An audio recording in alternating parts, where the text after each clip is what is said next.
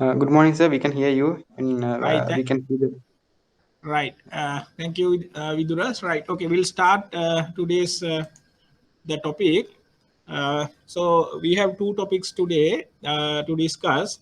Firstly, we will discuss some important laws or law principles which is applicable to the bankers. Under that, we are discussing certain important points and the laws related to those principles, and then thereafter we are going to discuss securities. Those are the two topics that we are going to discuss today. So the first one is we are talking about the dormant account and abandoned properties, nomination, last will, uh, release of intestate property, testamentary procedure, and recovery of dues of a deceased customer. Now, when you see these subtopics, you may realize that these are some situations, some problems that we face in our day-to-day banking business, banking life. So, we'll briefly discuss those topics with the relevant laws applicable, and we'll get to uh, knowledge. We will get we'll understand the law principles apply, and then we will be able to serve our customers better. So that is the idea. So first of all, we'll go to the first topic, that is dormant accounts. What is a dormant account? Dormant account is actually, it's not a, first of all, you may remember, this is not a legal principle or legal requirement to categorize an account as a dormant account. So I'm repeating again, it is not a legal requirement to categorize any account as a dormant account. So we as bankers categorize this some of the accounts depending on a certain situation. We'll discuss those as uh, uh, dormant accounts for certain purposes, not a legal requirement, right? So, what is a dormant account? Dormant account is an account without any transaction for a long period of time. So, if we give a definition, so it's not a legal definition, but as per our practice, as per the practice that we develop, the bankers develop, so we categorize, so we define this account as an account without any transaction for a long period of time. So when we say when you look at this definition, you see no transaction for long period of time. So when we say no transaction, as we are aware, there are two types of transaction. No? One is debit and credits, right? The debit and credits, some occasions, not the customer operate the account, right? Customer deposit money. So that's a customer's operation. But in other occasions, charges, interest, those fees can be accumulated and can be hit to the account. So that then will be debited to the account. So can we consider that also as a transaction? Is it credit transaction only that we have to consider when we are categorizing a dormant account? That we will discuss. I would like if you also participate to that. How do you categorize this dormant account? Uh, then the other thing that you have to remember, the period. When we say no transaction for a long period of time, that long period of time is not defined. So basically, it depends on the decision of each bank. So the different banks can have different uh, procedure, different procedures to categorize a dormant account, right? In fact, different banks apply different procedures. Their time period is different. We'll ask from the audience, uh, do you categorize, and how long will it take to categorize an account as a dormant account, and how long you consider an account without transaction before you categorize an account as a dormant account.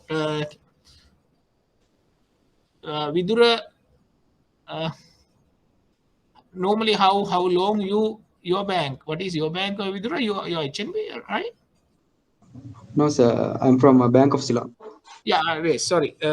Yeah, what is the procedure of the Bank of Ceylon? How many months do you consider an account Yeah. before you categorize it as a dormant account? Yes. You For have any savings idea? account. Yeah. Yeah. Yes, sir. Yeah. For savings accounts, we consider 12 months. 12 months without a debit transaction. Without a debit transaction. Debit Okay. transaction. And for current accounts, we consider 24 months. 24, 2 years. 24 months. Yeah. So 2 years, sir. yeah, again, the debit. Any transaction or debit transaction? No, only debit transaction, maybe ATM withdrawal or withdrawal from the counter. What about issuing of check? If checks get returned, that you don't consider as a transaction. If customer has issued check, Yeah, for current accounts, yes, for current accounts, yes, yes, we consider as a debit. And yes.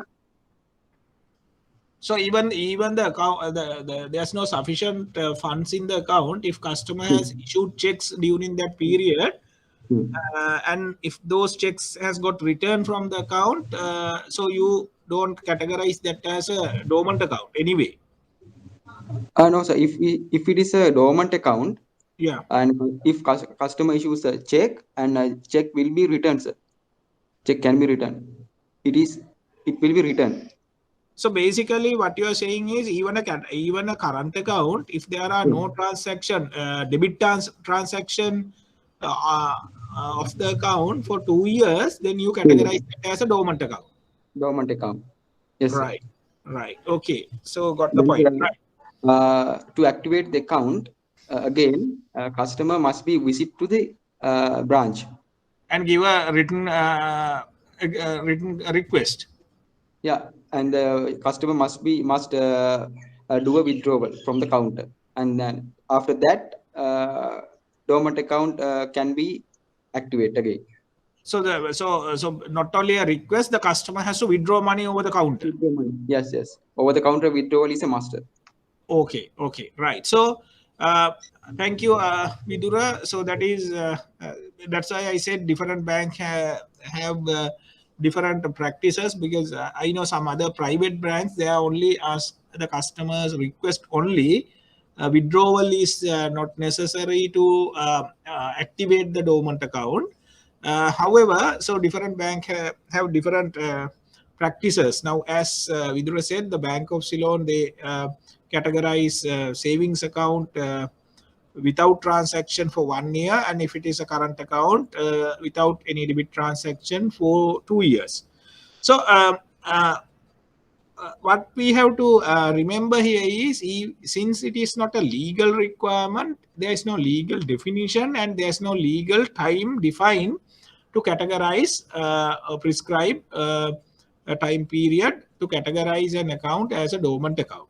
So it can be, the time can be vary from the bank to bank. Then why do we categorize these accounts as a dormant account? What is the purpose?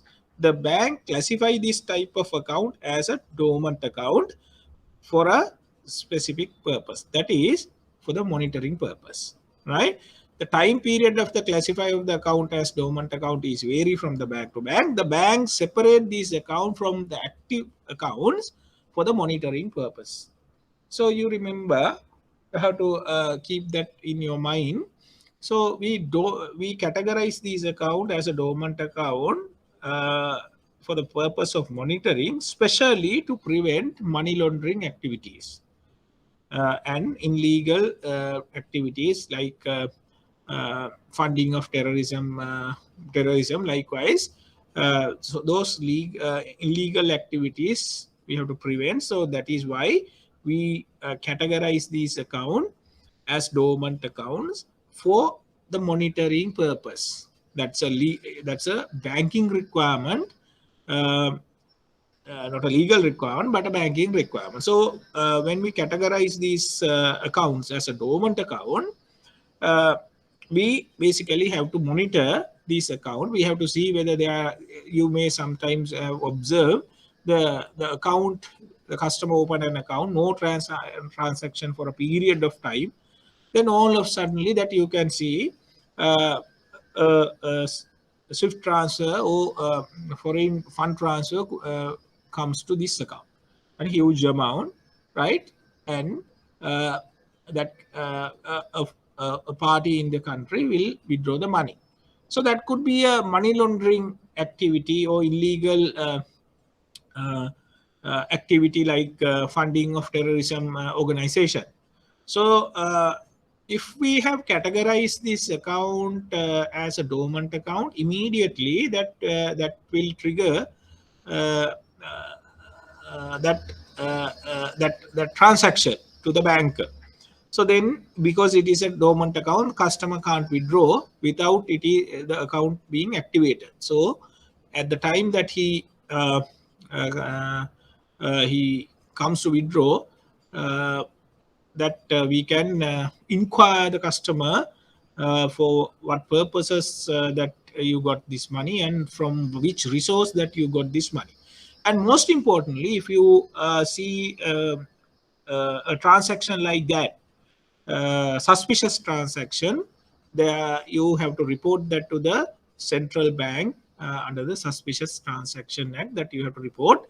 That is a legal obligation cast upon the bankers. So remember that is there. And also there are rules and regulations, circulars issued by the central bank. So we have to report suspicious transaction. Then the central bank will take necessary action for those transactions. So unless we have categorized those account as dormant account, we will not notice those transaction. So therefore, for our own benefit and for the monitoring purpose, that we categorize those accounts as dormant account. So any questions from there? Any clarification? Okay, so I don't think that we have any questions. Then I'll go to the next one. Next one is abandoned properties. Abandoned properties. This one is defined under the law, not like dormant accounts. The abandoned properties are defined in the Banking Act. The Banking Act, Section 72, says any article or any deposits held with a licensed commercial bank unattended by the owner for 10 years. Now the time is defined. And the categorization of the property also defined. So what is it? It applies to the deposits and also for the articles. Right? Articles means any movable item that held with the bank or has kept with the bank by the customer. So any article or any deposit. When it comes to any deposit, it could be current, savings, fixed, or whatever the money. So basically, Section 72 of the Banking Act applies to the articles, movable properties of the customer held with the bank and the money held with the bank, held with a licensed commercial bank, unattended by the owner for 10 years. The time is defined. So no transaction, no contact of the customer with the bank for 10 years from the date of the deposit, right? We say that it's a savings account and the customer has deposited money, or it may be a current account, deposited money, no transaction for 10 years, right? By that time that you may have definitely categorized that account as a dormant account. right? Because you are categorizing the account, some banks after 6 months, some banks after 1 year, and some banks after 2 years. So now the account is dormant, and the account is there lying as a dormant account for another years. So complete 10 years, no transaction of the customer, no transaction from the customer, and no contact from the customer for the bank with the bank for 10 years. So then it is categorized, that is for the deposits. Then from the date become payable. If it is a fixed deposit, right? If it is a fixed deposit, then after the maturity, it become payable. So when it is become payable, that is mean after the maturity, customer has not taken the money. So then thereafter, from that date onwards, no transaction or no contact from the customer for another 10 years. Or expiry of the time. Or we say, for example, we have a safety locker facility is given to a customer for a period of 1 year. We say it ends in expired in 31st of December 2020. We say 2020, right? Sorry, 2000, right? So expired in 2000, and no transaction, no communication from the customer from there, another 10 years. Then 2020, from 2000 to 2020, so 10 years complete, then it becomes an abandoned property. So this is the definition that you have to remember. So it covers articles, it covers deposits, right? When it comes to deposit, savings, and current, and also fixed deposit, all covered. So if it is a fixed or savings or current account, from the date of deposit, no 10 years, no transaction or no communication. If it is a fixed deposit, when after the maturity, from the date of the maturity, 10 years, no transaction, no communication. If it is an article kept with the bank, if the time period is lapsed or expired, then from there, no request from the customer or no contact from the customer, 10 years. So if it is so, then that property shall be presumed as an abandoned property. So that is section 72 of the Banking Act. Any questions from here? Okay. I don't think any. It is complicated. It's very clear. So then we'll go to the next slide. Uh, So deposits and other monies held in the bank without any transaction over a period of 10 years. So safety deposit boxes with the bank where the owner has failed to respond within 3 years to the notice issued by the bank. So there are, when it comes to, to the deposits and the articles, there are two rather methods to categorize these abandoned properties. So it says deposits and other monies held in the bank without any transaction over a period of 10 years. So that is about the deposits.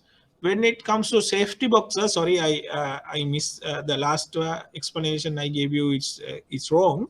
It is not 10 years. It is 3 years from the date of the notice, right? Safety deposit boxes with the bank where the owner has failed to respond within 3 years to the notice issued by the bank. So when you send a notice after expiry of the time, bank has to send notice to the customer. Then if customer doesn't reply for another 3 years, then that can be categorized as an abandoned property. So then what is the procedure when you categorize those properties as abandoned properties? Now, dormant accounts, of course, you don't have to, there's no procedure to follow. Only the duty of the bank is to monitor that account. And if there are any suspicious transaction, then of course you have a duty to inform the central bank and take necessary action. So when it comes to abandoned properties, that means a property abandoned for 10 years and categorized as abandoned property as per section 72 of the Banking Act. So then what is the procedure? There is a procedure to follow. Then the bank shall make a report to the monetary board. So what the bank has to do is bank has to prepare a report, uh, a report of the abandoned properties of the bank, and that report the bank has to send to the monetary board of the bank, of the central bank. So that is the number one step in the procedure. Then if monetary board directs the bank, then the bank should transfer the money to the special account at central bank. So once we send the report to the monetary board of the central bank, so the central bank can give a direction to the bank. They can request the bank to transfer that money, abandoned properties, the money in the accounts of the abandoned properties, abandoned accounts, to transfer to a special account maintained at central bank. So then we have to transfer that money to the central bank. Then what about the articles? The articles shall be reported to the monetary board and also to the minister. So that's a requirement. The minister means the minister in charge of banking, right? So the articles shall be reported. They have to prepare a report with a separate report for the articles, abandoned articles, and that should be reported to two bodies, that is to the monetary board and to the minister also. Then after 30 days from the report, the bank a bank has to publish a notice in newspaper. This is the second step of this procedure. You have to report to the central bank if all the monies, abandoned monies in the bank, and for the abandoned articles, you have to send a report to the monetary board and also to the minister. Then if they direct, the central bank direct, then we have to we have to transfer the money to the central bank. Next step, within 30 days from the report, the bank has to publish a notice in the newspaper. So basically, you have to inform the public that the bank has to publish that report in the newspaper. So basically, you are informing the general public that you have abandoned properties like this, and the purpose of this notice is to inform the true owners of these properties to come forward and claim that money and articles. That is the idea. So then within 30 days, the bank has to publish a newspaper notice. Then not only that, after publishing the newspaper articles or other newspaper notice, the bank then has to send notice to the last known address of the customers. So that is another requirement. Send notices to the last known address or last given address. Then the owner or the title holder can claim the money from the monetary board by providing proof for his ownership. Now, by that time, if we have transferred that money to the central bank, that money is in a special account at the central bank. So once we send the notice and once we publish the paper notice, if customers or owners of these properties see the article, they can claim the money. They have to claim the money and the money not from the bank, from the central bank, because it is in a central bank special account. So they have to prove that they are the true owner or the title holder to that money or to the articles. So therefore, rather money, they have to prove that their ownership, then they can claim that money. When the bank, central bank releasing the money, the central bank will give the capital amount and also interest for the money that kept with the central bank for the owner. So then that is about the abandoned properties. So any questions from there on the procedure? Vidura, you are okay? Dilshani? Yes, sir. Yeah. Right. So then shall we go to the next one then that is about the nominations. Nominations is very important point that we have to remember. Nomination is governed by section 544 of the Civil Procedure Code. CPC means Civil Procedure Code. Right, this is not in the Banking Act, this is not in any other bills of exchange ordinance or anything, right? It is in Civil Procedure Code section 544. So this is very important, right? Because day to day when we are doing banking, so we come across situations of nomination. So customers sometimes ask us how to make a nomination, for what accounts that they can make nominations. Likewise, they ask certain questions, and sometimes we have to advise the customers to do so, to do a nomination. So then we must know what is the nomination and what law applies to nomination, and who can make a nomination. These things that we have to remember. So section 544 of the Civil Procedure Code says any person over 16 years of age. Now here, remember, I think we discussed last week also, right? This, as we are aware, the majority of age of the country, Sri Lanka, is 18 years of age. When we say 16 years of age, that is a minor, right? So even though the section 544 says any person over 16 years of age, so that 16 years of age is important in certain matters. For example, as per the Sri Lankan employees law, any person over 16 years of age can be employed, right? Anyone below 16 years of age is considered as a child, so therefore child labor is not legally acceptable, so it basically prohibited. So even if you get a domestic servant, you can't get any person below 16 years of age. So uh, any person over 16 years of age can do a job and can earn income.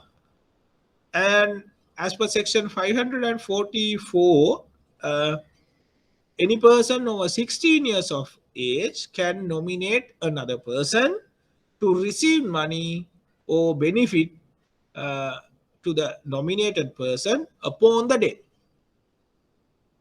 for the following. So person can be nominated, a person can be nominated to get the benefit or the money in the account upon the death of the account holder. This is another important thing that we have to remember. So nomination comes to effect after the death of the account holder. So until such time, the account holder can enjoy whatever the money or in the money or any other assets in the owned by him. So the nomination comes to effect after the death only. So for what purposes or what accounts the nomination can be done? For the following. Number one, money in any account other than a current account. This is another important point that you have to remember. For the current accounts, nomination is not permitted. So basically, it's prohibited. Basically, you can't have nomination for the current accounts. Then any shares in a registered company. So if you have shares in a registered company, the shareholder can give nominations for the share. So then after the death of that person, it will go to the nominees. So then number 3, any money is deposited in a registered finance company. Any money deposited in a registered finance company. So if we have deposits in a finance company, that also can be for that also can be given, nomination can be given. Then for any life insurance policies, for that life insurance policies that we can nominate after the death of the person, the benefit should go to that nominee if we have given nomination, if the policyholder has given a nomination. And any movable property deposited in a wallet of the bank, so vault of the bank. So if we have safety local facilities, then the customer locker holder can give a nomination for the locker. So these are the occasions that we can give nomination. Section 544 of the civil procedure that you have to remember. And as per the section, it is not 18 years of age person, it is 16 year person can give nomination. So, and for these purposes that he can give nomination, that I have mentioned 5 occasions here.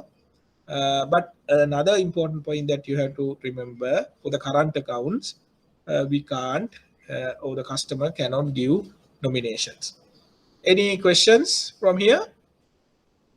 Sir, Yes. can a person nominate a person below 18 years as a nominee?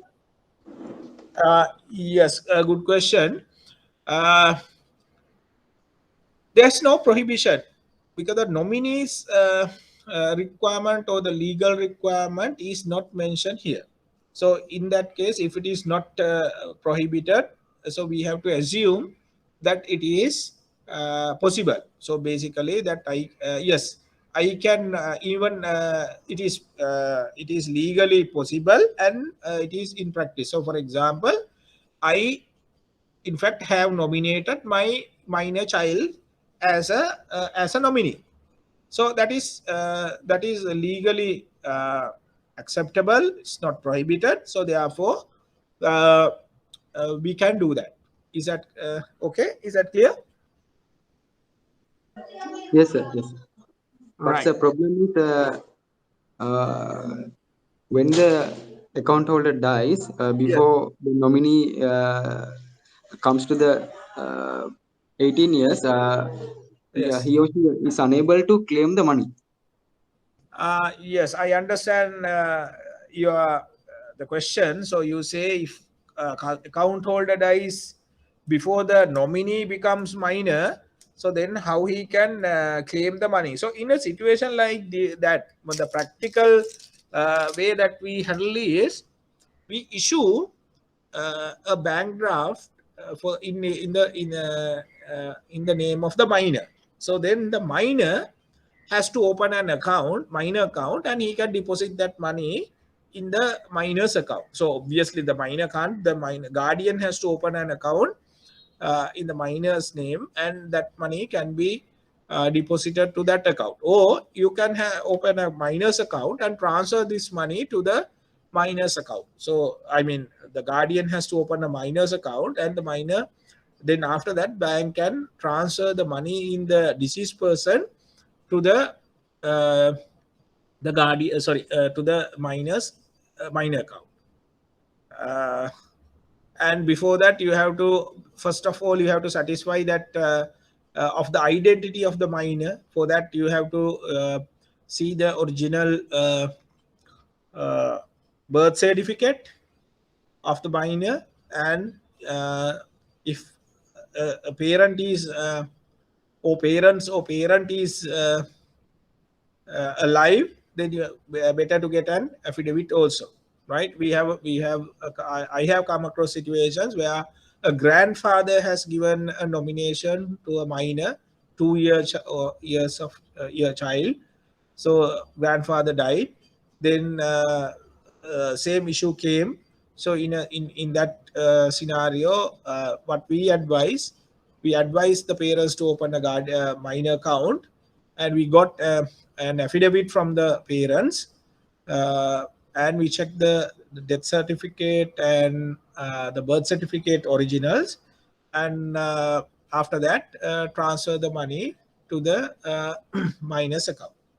So that's the procedure. So is that clear, Yes, Vidura? sir. Yes, sir. Yes, I got So it. in a situation like that, what do you do? Uh, What is the procedure that you follow? You have any idea, or haven't you come across a situation like that? no, no, sir. I haven't come across a situation like that.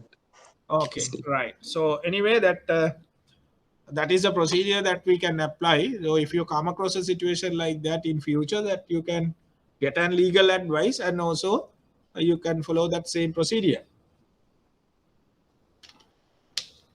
Okay, any other questions? Dilshani, do you have any questions? No, sir. Okay, right. So then we'll go to the next one, how to make a nominee. So how we are going to make a nomination, or how we are going to appoint a nominee. Nomination can be done at the time of opening the account or later. So this is another thing that you have to remember. Nomination can be done at the time of opening the account or later stage, at any time that you can give a nomination, and the nomination has to be done in writing. So this is another important point, that it has to be in writing. So most all the banks, they have a nomination forms. The customer has to fill the nomination form, so it has to be in writing. So time to time the customer can change the nomination instructions also. That is another thing that we have to remember. It is not prohibited. When it is not prohibited, that implies that the customer can do it. So therefore, like a last will, so today you can give a nomination, then you can change your mind tomorrow. So then you can give instructions to the bank to withdraw the previous nomination, and you can give a new nomination. So at any time that the customer can give nomination. However, that nomination has to be in writing. So basically, we give a nomination form. The customer has to fill the nomination form and give that in writing. So the nomination can be revoked by the account holder later, and the revocation also has to be done in writing. That is another important point that we have to remember. It has to be given in writing, the nomination, and the revoke. It can be revoked, and the revocation also has to be in writing. Then effect of the nomination. This is another important point. What is the effect of the nomination?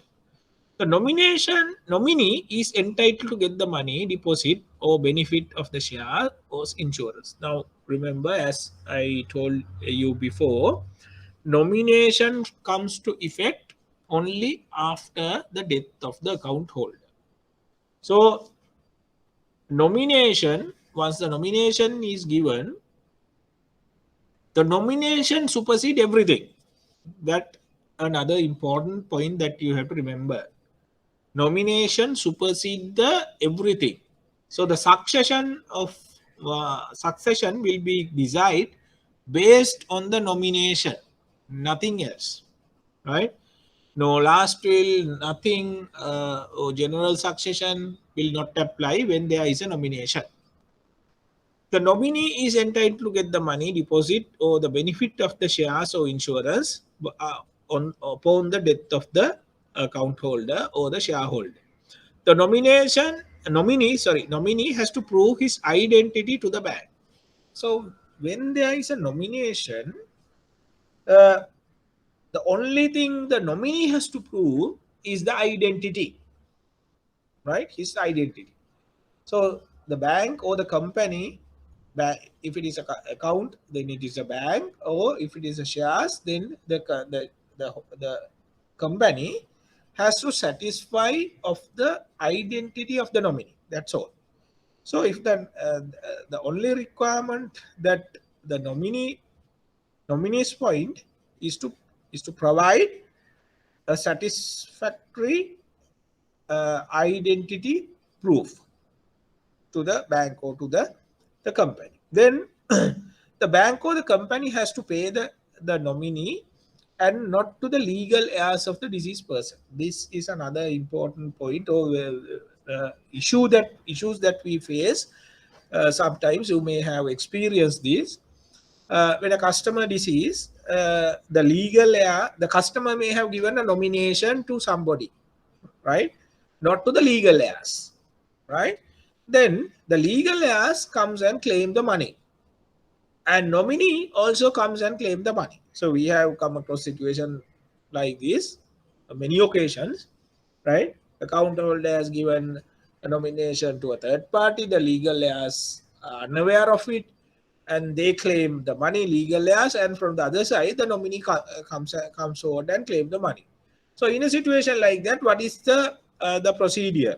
You can't say that since there is a dispute that you have to refer to the court and you have to bring a court order. That is not an advice, correct advice, because law is very clear. When the law is very clear, right, you can't unnecessarily advise the customer or wrongfully advise the customer or the nominee or the legal heirs to go to courts and get a court order, right?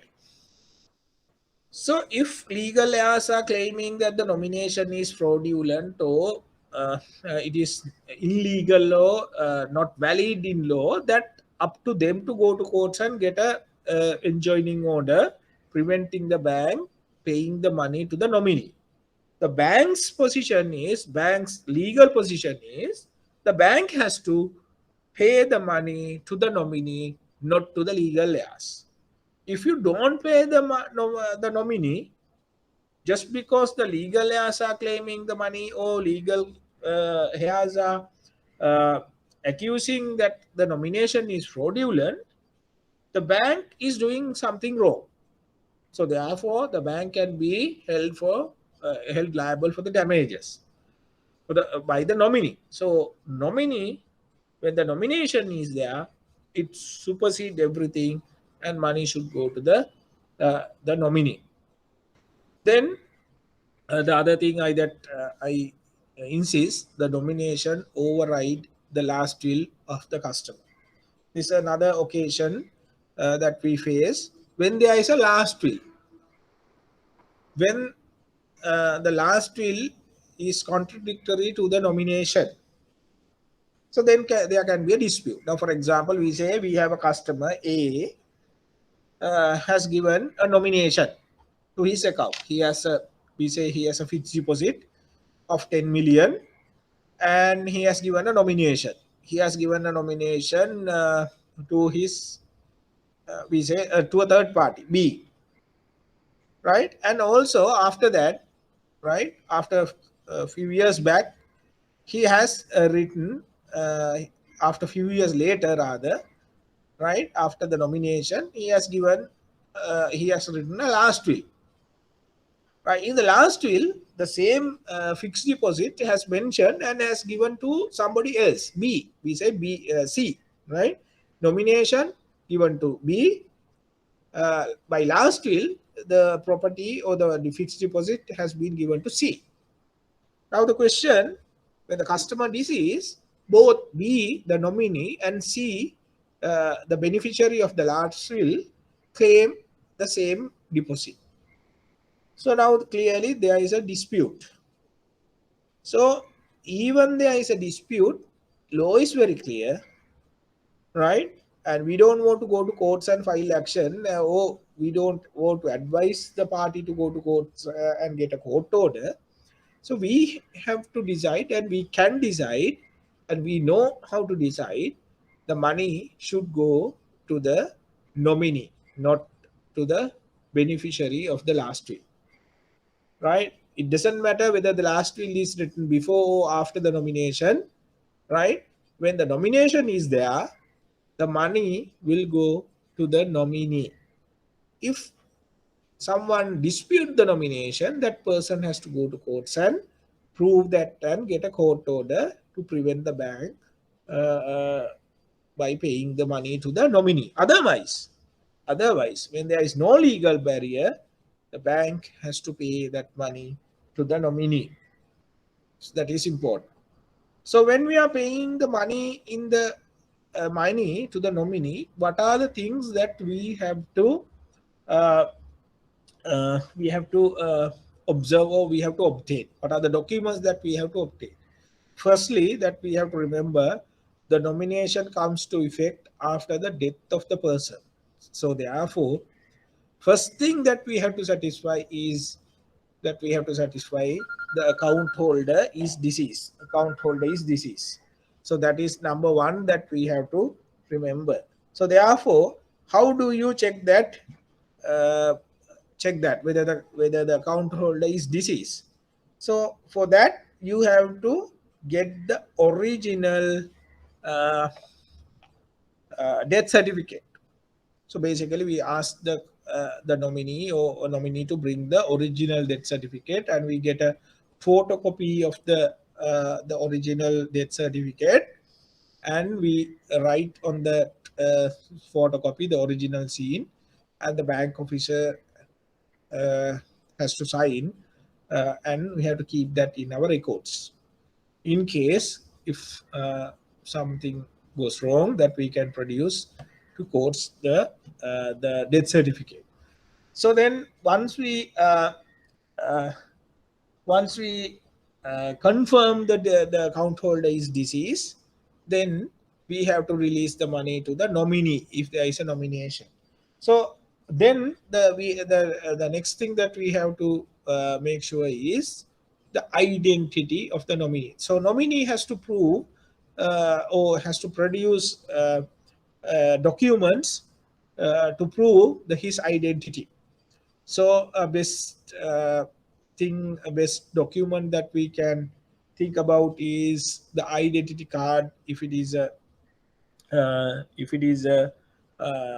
if the nominee is over 18 years of age, so we can check the national identity card, and if you are satisfied uh, the the identity of the nominee, then take a photocopy of the identity card, and again you have to write the words original scene on the photocopy, and that also we have to keep in the file. Some banks, they not takes a letter of indemnity also. The nominee gives an indemnity letter. Some banks only, right? Uh,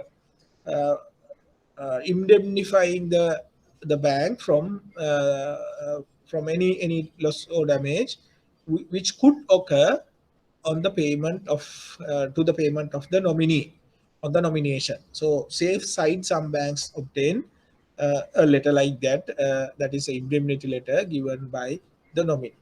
So some banks, they take an affidavit from the nominee in also, but those are not uh, required, or it's not must document, but other two documents, death certificate original and the identity card of the nominee, is a must. We have to get that, and we have to keep those documents in our uh, custody. Then thereafter, we can release the money to the nominee.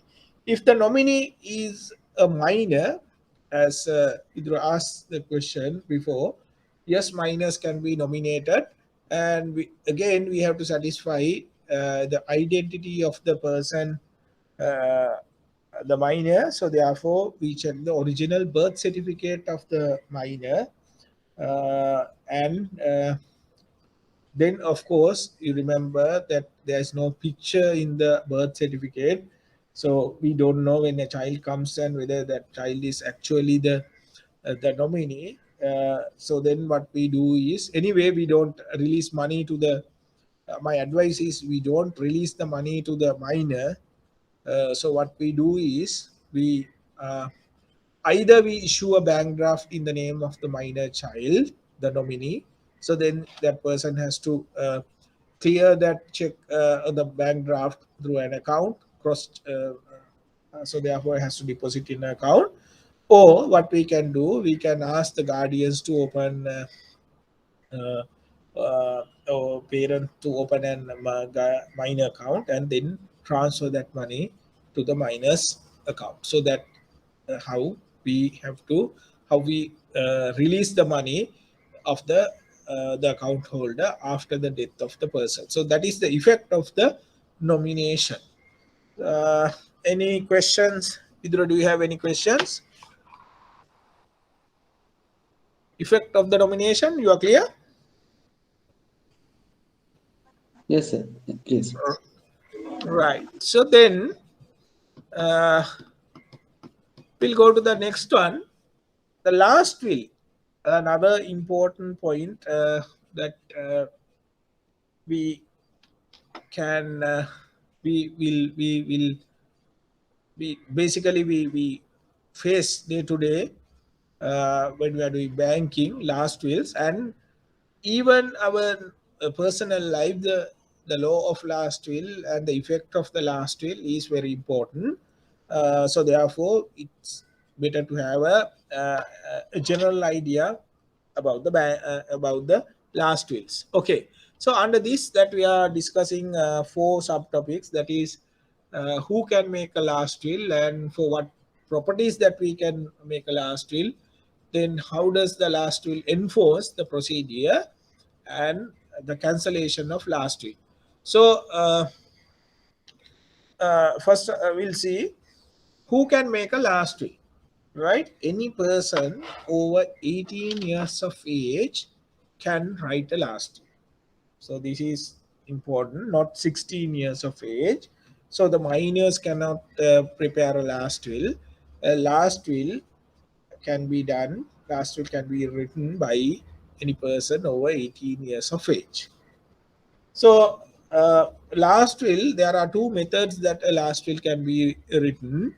Uh, First method is you can have a notarially executed last will.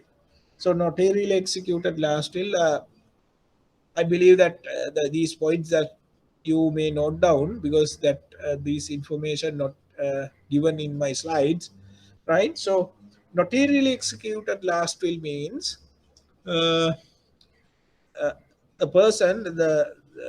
person who write the last will execute the last will in front of a notary or lawyer, right? So then two witnesses in front of lawyer, in front of two witnesses, like a deed, they prepare a last will, and the last will uh, will be certified or attested by the lawyer. And basically, when we are writing a last will, that is one method that we can adopt. Notarially executed last will. So that's number one. There's another method that you can write a last will. So that is a last will without a notarial attestation. So a person can write a last will without a lawyer's attestation or notary's attestation, but you need five witnesses, right? In front of five witnesses, without attesting by a lawyer, a person can write a last will. So those are the two methods, or two types of last will that we see: notarially executed last wills and non-notarially executed last will. Those are the two ways. So remember, when you say notarially not the last will without a notarial execution, that means the last will has to be in writing both occasions. But the second occasion, the second method, the last will has to be signed by the executor, or rather, sorry, the person who write the last will in front of five witnesses. So the witnesses' full name, their address, their occupation must be written in the last will. So why we take witnesses? It is important. The witnesses are the people who has to come forward after the death of the person and give evidence in court of law and prove the last will. So their evidence is very important, crucial to prove the last will, right? So the procedure, under the procedure we will discuss, right, the how the after the death of the person, how the last will can be enforced, that we'll discuss. Then we'll go to the second question, second topic actually, for what properties that we can write a last will. Last will, we can, in a last will, a person can include any property, movable, immovable, tangible, intangible, anything, right? Movable means properties, vehicles, or whatever the properties that you have, movable properties, including money, in accounts and the fixed deposit, savings, current, shares, everything basically that we can include it in our uh, in a last will. Jewelry, watches, furnitures, even whatever the things that you own, vehicles, right? Business name and everything that we can tangible and as well as intangible, that we can include it in the last will. And also immovable properties, lands and buildings also, that we can include it in the last will. So one thing that we have to remember is that even though the last will can be written in front of a lawyer with the attestation, that is not really executed last will, the last will will not be registered in the land registry. Last will is actually it's like a secret document. It's a secret document that will be kept kept as a secret document, and after the death of the person only, the person who holds the last will keep the last will and come forward and produce that last will. So uh, uh, that is the second thing, that any property, movable, immovable, or whatever the property is, that tangible or intangible, can be included into the last will. So that is number 2. So the other thing is, when a person is writing a last will, he can give the properties under the last will, only the properties that he own, right? Because otherwise, if you don't have a ownership to the property, you can't give that property to the beneficiary by a last will. For example, I can't, if I write a last will, I can't put my neighbor's property in my last will. Last will, by executing a last will, the ownership of a property cannot be basically acquired, right? It's not a method of acquiring ownership. It's a method of succession. After the death of the person, the property is owned by the person. The deceased person will be succeed to the beneficiary of the last will. So therefore, whatever the properties that you can include, movable, immovable, tangible or intangible, as long as those properties are owned by the person. So that is number 2. Any questions up to now?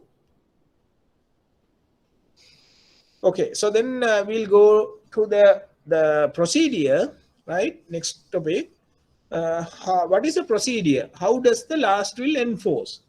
This is another important point that I want to discuss, because there is a misunderstanding in the society, with the general public, and also with our bankers. They believe once the person died, the person who wrote the last will died, the last will comes to operation automatically, like nomination. It is not the case. It is not the case. Last will you can't enforce like a nomination. Of course, if there is a nomination, we just discuss. You don't want to go to court. You don't want to get a court order. You just distribute the money or give the money in the account of the deceased person as per the nomination. That's it. It's not a court procedure. You can decide. But when it comes to last will, remember, it is not so. The last will, when a customer is deceased, when the person is deceased, the legal heirs or the administrator has to file an action, a testamentary action in court of law. Now, I will explain how it can be done. When we are executing a last will, in the last will, we nominate a person as an administrator of the last will. So that's a requirement, right? Some people, they don't put an administrator, but it's the safest way is to put an administrator, mention an administrator in the last will. So administrator's job is upon the death of the person who wrote the last will, the administrator has to file a case, testamentary case. In Sinhala we call Budal Nadu, right? The administrator has to file a testamentary case in a court of law, right? So then it is his duty. For that purpose, the administrator is appointed. So then what happened?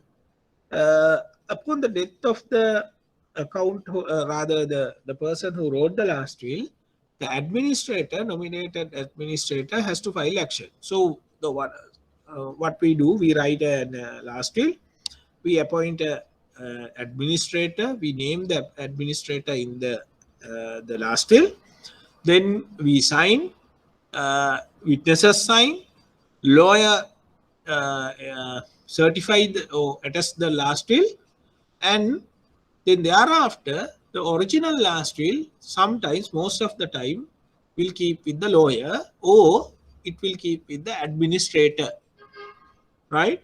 Or even sometime it can be kept with a third party. So basically, after signing the last will, last will be kept with the lawyer or the administrator or with a third party.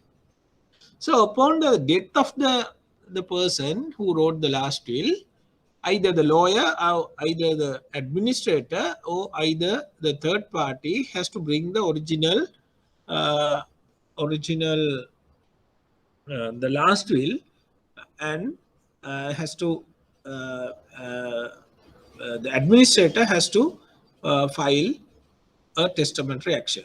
If administrator is not filing a testamentary action, any person, any third party, or even a legal heir can file a testamentary action, and in the testamentary action, the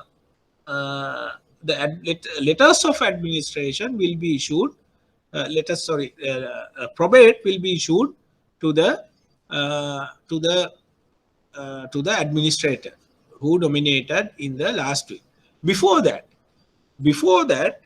the parties, in fact, the petitioner who filed the action has to prove the genuineness of the last will. So unless the court is satisfied the last will is genuine and legally valid, the court will not accept the last will and court will not issue a letter of probate to the administrator, probate holder. So the court will not issue a letter of probate. So for that, you have to bring the witnesses who signed the last will and give evidence and prove the genuineness of the last will. So we have 2 witnesses and a notary if it is a notarily executed last will, if it is not a notarily executed last will, we have 5 witnesses who can come forward and give evidence in courts and say testify the genuineness of the last will. So then thereafter, the court will appoint the person to administrate the estate of uh, the property of the deceased person and issue a letter of probate. So once the letters of probate is issued, the probate holder's duty is to distribute uh, the properties of the deceased person as per the will uh, of the deceased person. So then he has to prepare a inventory list of estates that owned by the the deceased person, and then he has to inform how the property should be uh, divided or will be given to the persons who names mentioned in the last will. So then with the permission of the court, that the properties will be distributed to the persons, nominated persons in the last will. Then the final accounts that has to be filed. Then thereafter, if there are no further claims or further the payments to be done, the court can terminate the testamentary procedure in a last will matter. So that is the procedure apply when a person deceased who has written a last will. So then that is the procedure. Any questions on the procedure?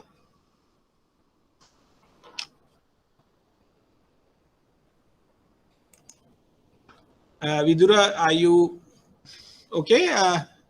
Dilshani, you are okay with the procedure?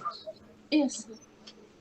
So testamentary procedure, when we have a last will, it is clear. So then we'll go to the next one. How we can cancel a last will, right? Last will so can be cancelled in several ways. For example, a person can cancel the last will, right? By destroying the last will. That is one method, right? So for example, I say I write a last will, right? I write a last will, and tomorrow I destroy the last will. I burn the last will, or I just destroy. I put the last will in the shredder. There's no original last will now. That is one method that you can cancel your last will, right? Destroy the original last will is a cancellation. Second method, writing a new last will, right? I can write a last will today, and I can write another last will tomorrow. So if I write a last will again, even if I have not cancelled the previous last will, the previous last will automatically comes to end.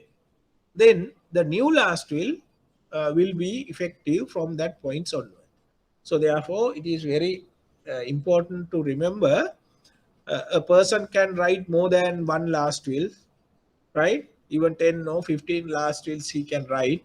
However, the legally valid last will at the time of the death of the person is the last will he wrote. So therefore, it is very important. There can be many last will of one person.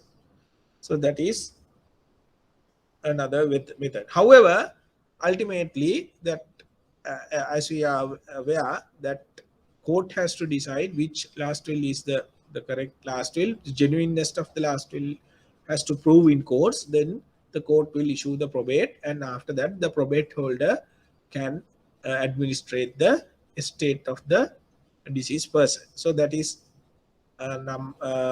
one method that you can cancel the last will.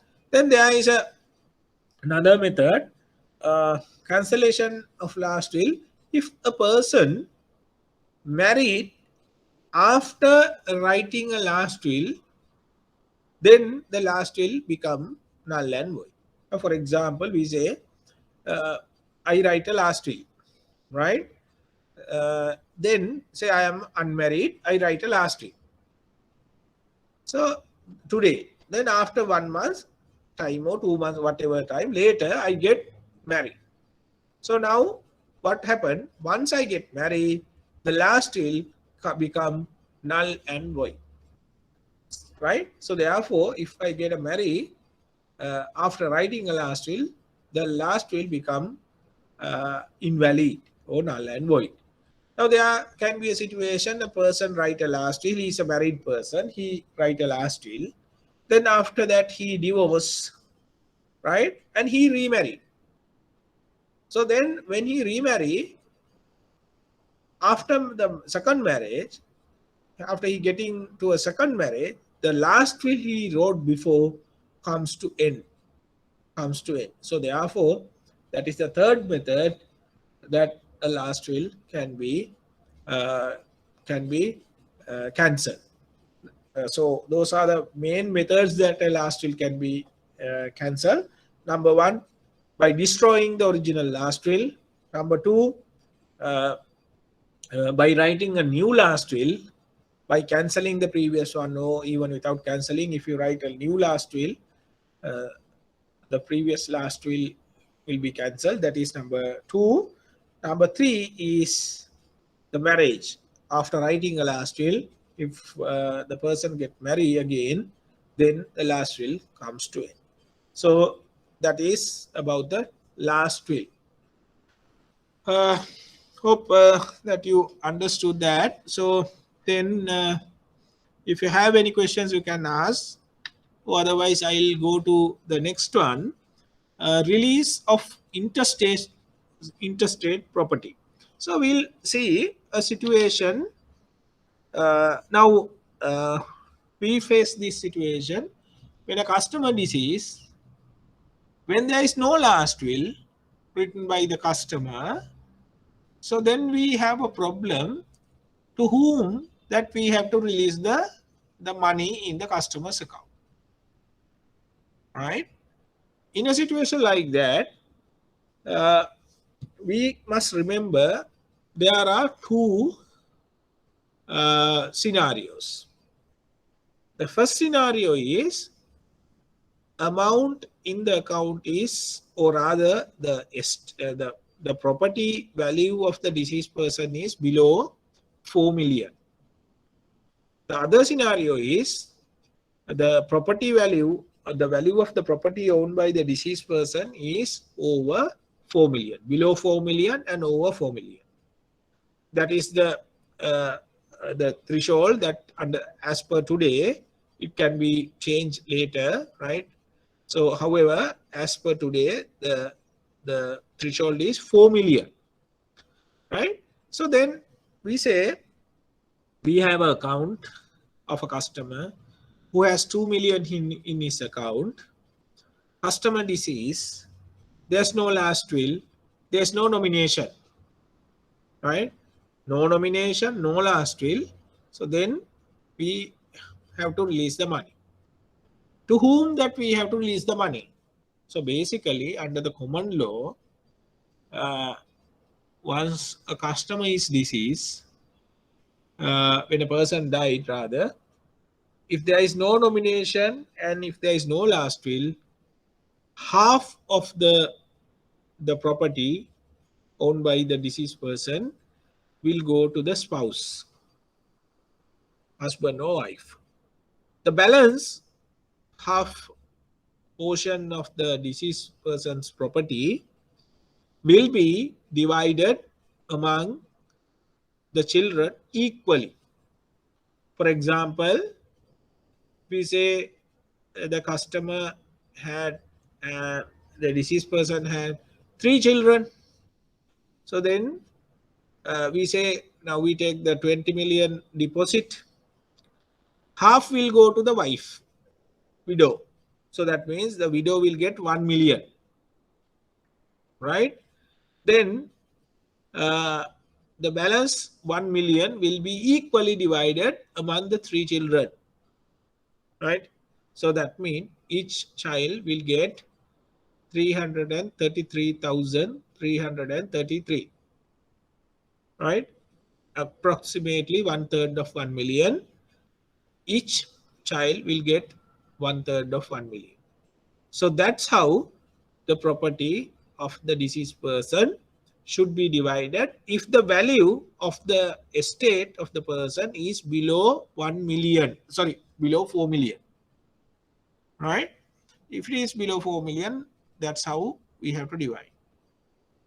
Then what are the documents that we have to observe or we have to obtain before we release this money? Number one, we have to get the death certificate, the original death certificate that we have to get, and we have to get a photocopy, and we have to, original scene note you have to put there, and you have to keep that in the possession of the bank, original death certificate. That is to make sure that the customer is deceased. Then we have to get the marriage certificate of the customer.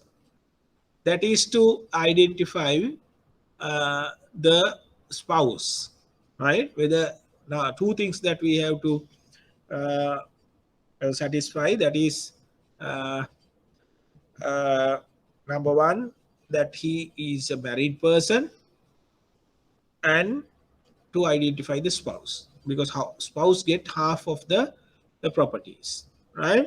And I have not mentioned here, if the children are there, the marriage certificate, and also that we have to obtain the birth certificate of the children. And if they are not minors, if they are adults, then we have to obtain identity card copies of the widow and also the children. So marriage certificate, death certificate, marriage certificate, birth certificates, and identity cards that we have to check before we release the money. Not only that, then thereafter we get an affidavit from the legal heirs. The legal heirs means the widow and the children, right? If the children are minor, we get an affidavit only from the widow or the spouse of the deceased person. So in this affidavit is very important. In this affidavit, that they have to swear and say that they are the only legal heirs of the deceased person, and at the time of the marriage, at the time of the death of the account holder, there was a valid, legally valid marriage was existing. Why I say this? It is, there can be a scenario like this, right? Customer at the time of the death maybe can be a divorced person, right? He had the marriage, but at the time of the death, he has ended his marriage life by getting a divorce.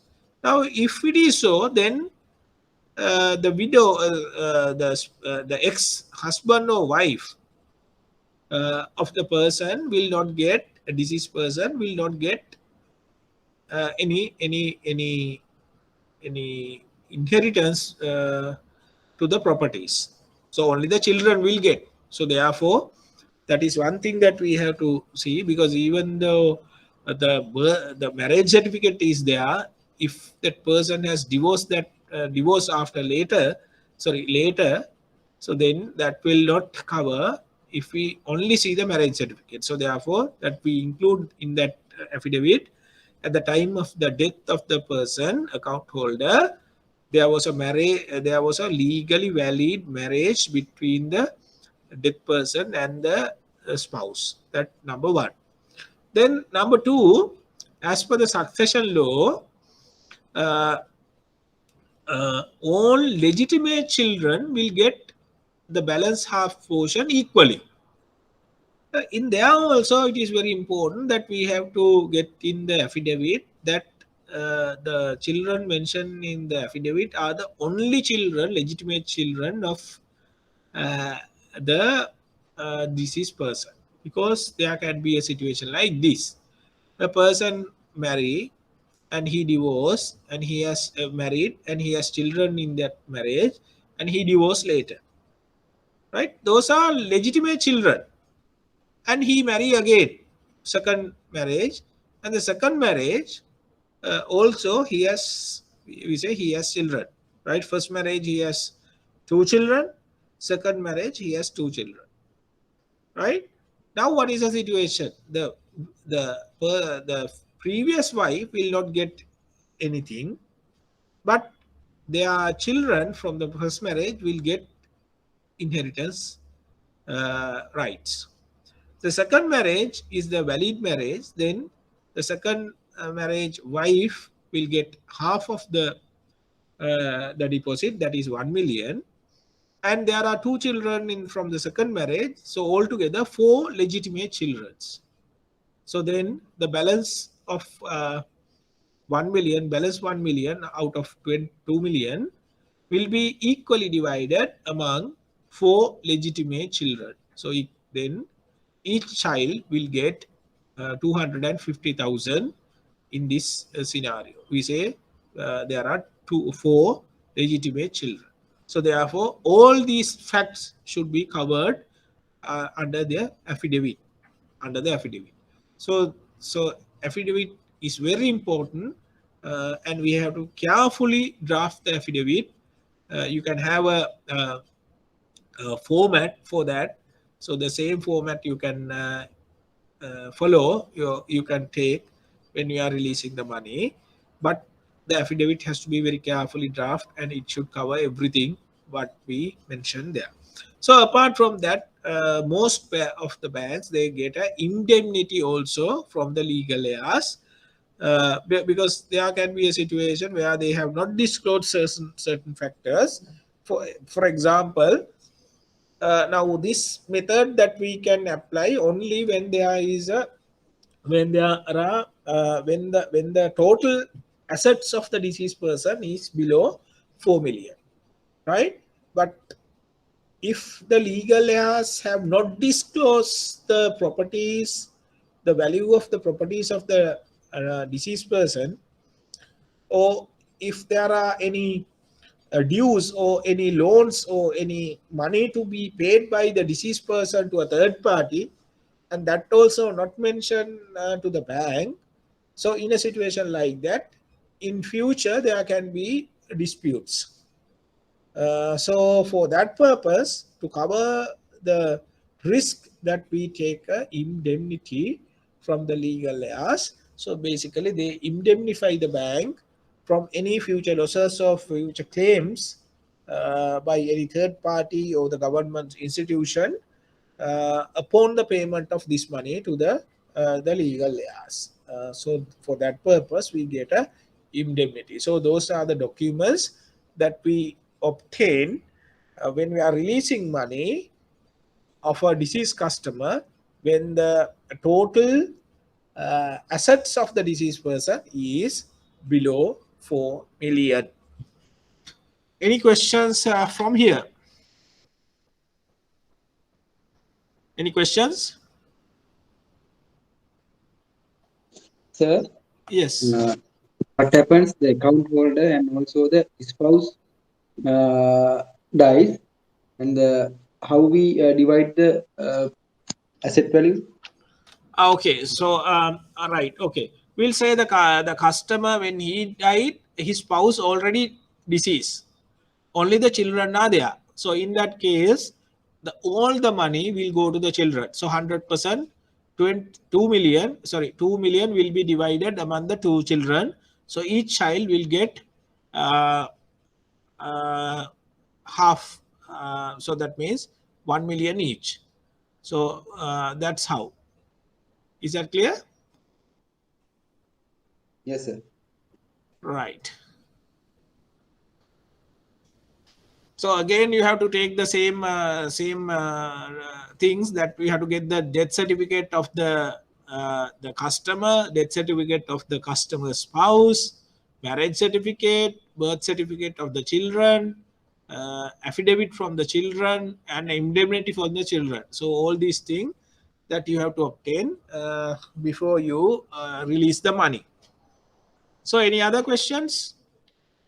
Okay, so then I'll go to the next one. testamentary procedure. So this is the second scenario that we are going to discuss.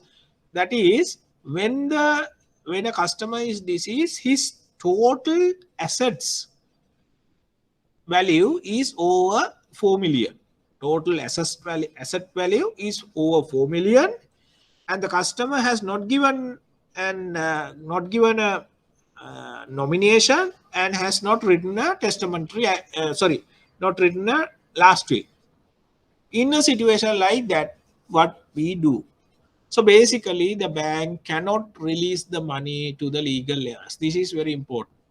If the total asset value of uh, the customer is over 4 million, bank should not release the money to the legal heirs. Then what is our advice? Our advice should be to the legal heirs to file a testamentary action. So that the legal heirs has to file a testamentary action. So they file a testamentary action. The deceased person's spouse or even a third party can file a testamentary action. Then after filing the testamentary action, the notice will be published in in newspapers and as well as gazettes. Once the publication is done, the creditors of the deceased persons, they have to lodge their claims. For example, we say our customer is deceased and he has obtained a loan, we say personal loan, and the legal heirs have filed a testamentary action. Immediately the bank has to then, after publication, immediately bank has to lodge the claim in the testamentary action. So it is very important. Otherwise, that we will lose the opportunity to recover the money from the deceased person estate, because once the letters of administration issued to uh, the administrator basically will administrate the assets of the deceased person and will settle the dues of the deceased person also. So therefore, it is very important to lodge the claim in the testamentary action. So then, after publication, the matter will be fixed for an inquiry if there are contesting parties. When the if there are contesting parties, when the contesting parties are there, the matter, then they have to go for a summary inquiry. After the summary inquiry, the court will issue the letters of administration to the administrator. So administrator's uh, job, or rather his duty, is to administrate the deceased person's estate. What does it mean? What do you mean by administrating the estate? When we say administrating, the administrator's job is to uh, pay all the dues of the deceased person from the estate, from the money, from the estate of the deceased person.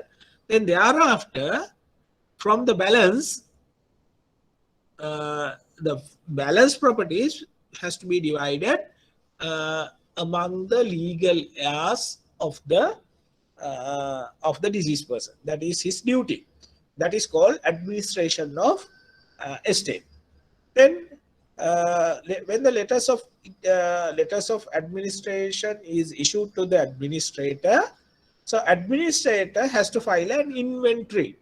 In the inventory, or the we in Sinhala we called it Depala Laistua, right? Inventory. Yeah, it's a document that you have to produce to court, showing the assets and liabilities of the deceased person. So in one side you show the assets of the deceased person, in the other side you show the liabilities of the deceased person. So then the letters of administrator has to pay the liabilities of the deceased person, right? We say in the accounts there are sufficient the monies are lie in the accounts of the deceased person, and the administrator can pay the duty liabilities from the money in the accounts of the deceased person and settle those liabilities.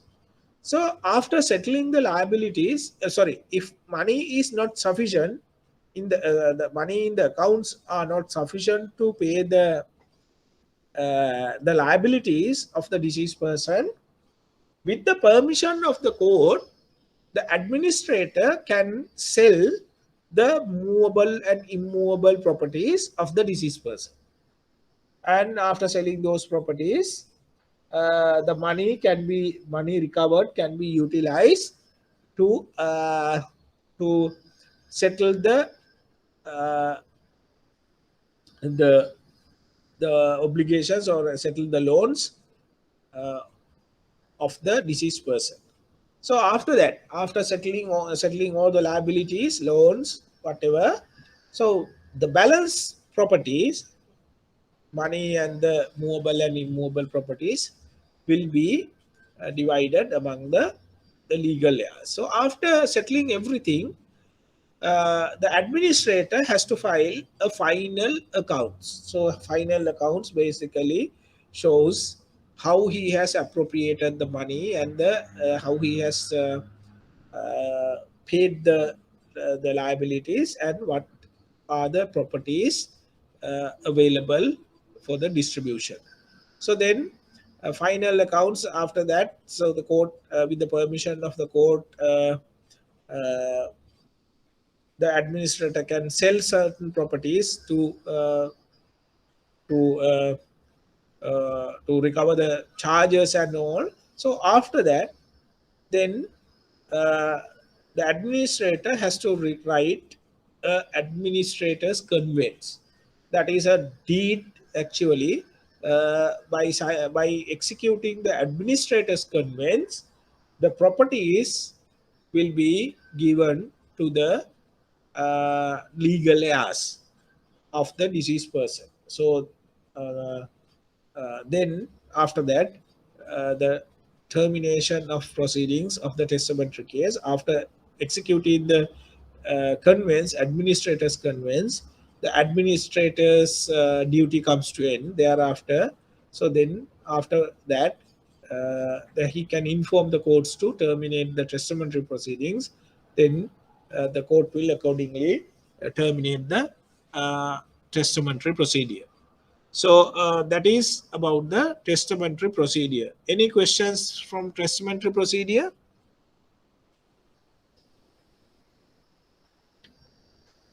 Okay, so I believe that it is clear to you. Then we'll go to the next one, recovery of dues of a deceased customer. So this is another important area that we have to remember. When a customer is deceased, what is the procedure that we can follow? One thing that we have to remember, when a customer is deceased, immediately that we have to freeze the account. Freeze the account means after the death of the person that we are not legally entitled to recover or rather accumulate the interest. Right? We can't charge interest, we can't charge fees after the death of the person. So therefore, what we have to do is we have to freeze the account uh, from the point of the death. So then thereafter, we have to lodge a complaint in the testamentary action. When the customer's legal heirs file a testamentary action, the bank, if there are any dues from the deceased person, the bank has to lodge a claim. In fact, this is, I have written here as a complaint. It is not a complaint. We have to lodge a claim in the testamentary action, right? If legal heirs are not filing a testamentary action, if they are delaying the testamentary action, then even the bank can file a testamentary action in court of law. So remember, it is not only the legal heirs, even the bank, if the legal heirs are not filing legal action, there is a provision the bank can file a testamentary action and claim the money due from the deceased person. Then the court, with the permission of the court, in a testamentary action, the assets of the deceased person can be sold. From the proceeds that we receive from the sale of the assets of the deceased person, those money can be utilized and recover the dues of the debtors of the creditors of the deceased person. So basically loans and dues and every obligation will be paid from the money that we received uh, from the deceased person's the selling of the deceased person's assets. So that's how we can recover money from the deceased person's deceased customer. So in certain occasions, I have seen once the customer is deceased, some banks, they basically when there are two accounts or many accounts, we set off the dues from one account, settling one combination of account. We set off the account dues against the money in the accounts. So strictly speaking, that is not correct. However, normally the legal heirs, they don't challenge those things because they know anyway the bank has a right to recover that money. So therefore, even if they go for a testamentary action, they have to pay the bank. So therefore, normally they don't challenge, but they are actually speaking that can be challenged because unless and otherwise you go for a testamentary action, the bank cannot recover the money from a deceased person from setting off the accounts of the deceased person. So that is about the recovery of dues of a deceased person. Any questions from here? So okay, If if one yes. deceased property is below 4 million and he's having a last will, but the legal hire doesn't show the last will to us, and they are claiming the money through the affidavit. If we have paid that money, what will happen? Yeah, very good questions. That is why I said we have to obtain a last will and also an indemnity. So even without a indemnity, the last will is sufficient. We No, have to very carefully draft the last will. In the last will, we have to cover everything. So we say in the last will, the person is died on such and such a date, and there is a legally valid marriage, and the only legal heirs are these people. And also further, as per the knowledge of the legal heirs, there is no last will written by or the nomination given by the deceased person. All these things that we have to include in the affidavit. If Oh, we covered that in the affidavit, if they have misrepresented or misled the bank, but by not showing the last will, then in a situation like that, if someone file action, basically the person who can go to courts is the beneficiary of the last will.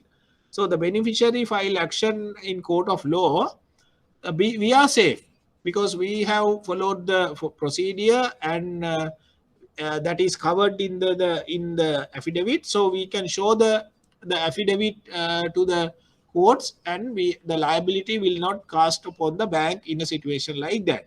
And if the affidavit is given and they have given wrong information on the affidavit, they can be punished under the criminal law also. So therefore, so affidavit has to be very carefully drafted, and it has to cover everything.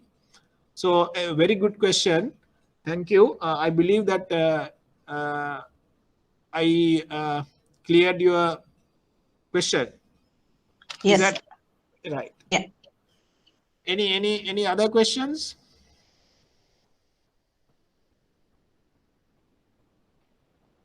Okay, if you don't have any more questions, we'll have come to the end of the first topic today. So we'll have a 10 minutes break now. So then thereafter we'll start the second topic, that is that is the securities that we are going to discuss next. This one. So we'll have now it is 10:35. We'll say okay. We have 15 minutes break, and we'll come 10:50. Right? We'll meet at 10:50 and start the new one. Thank you.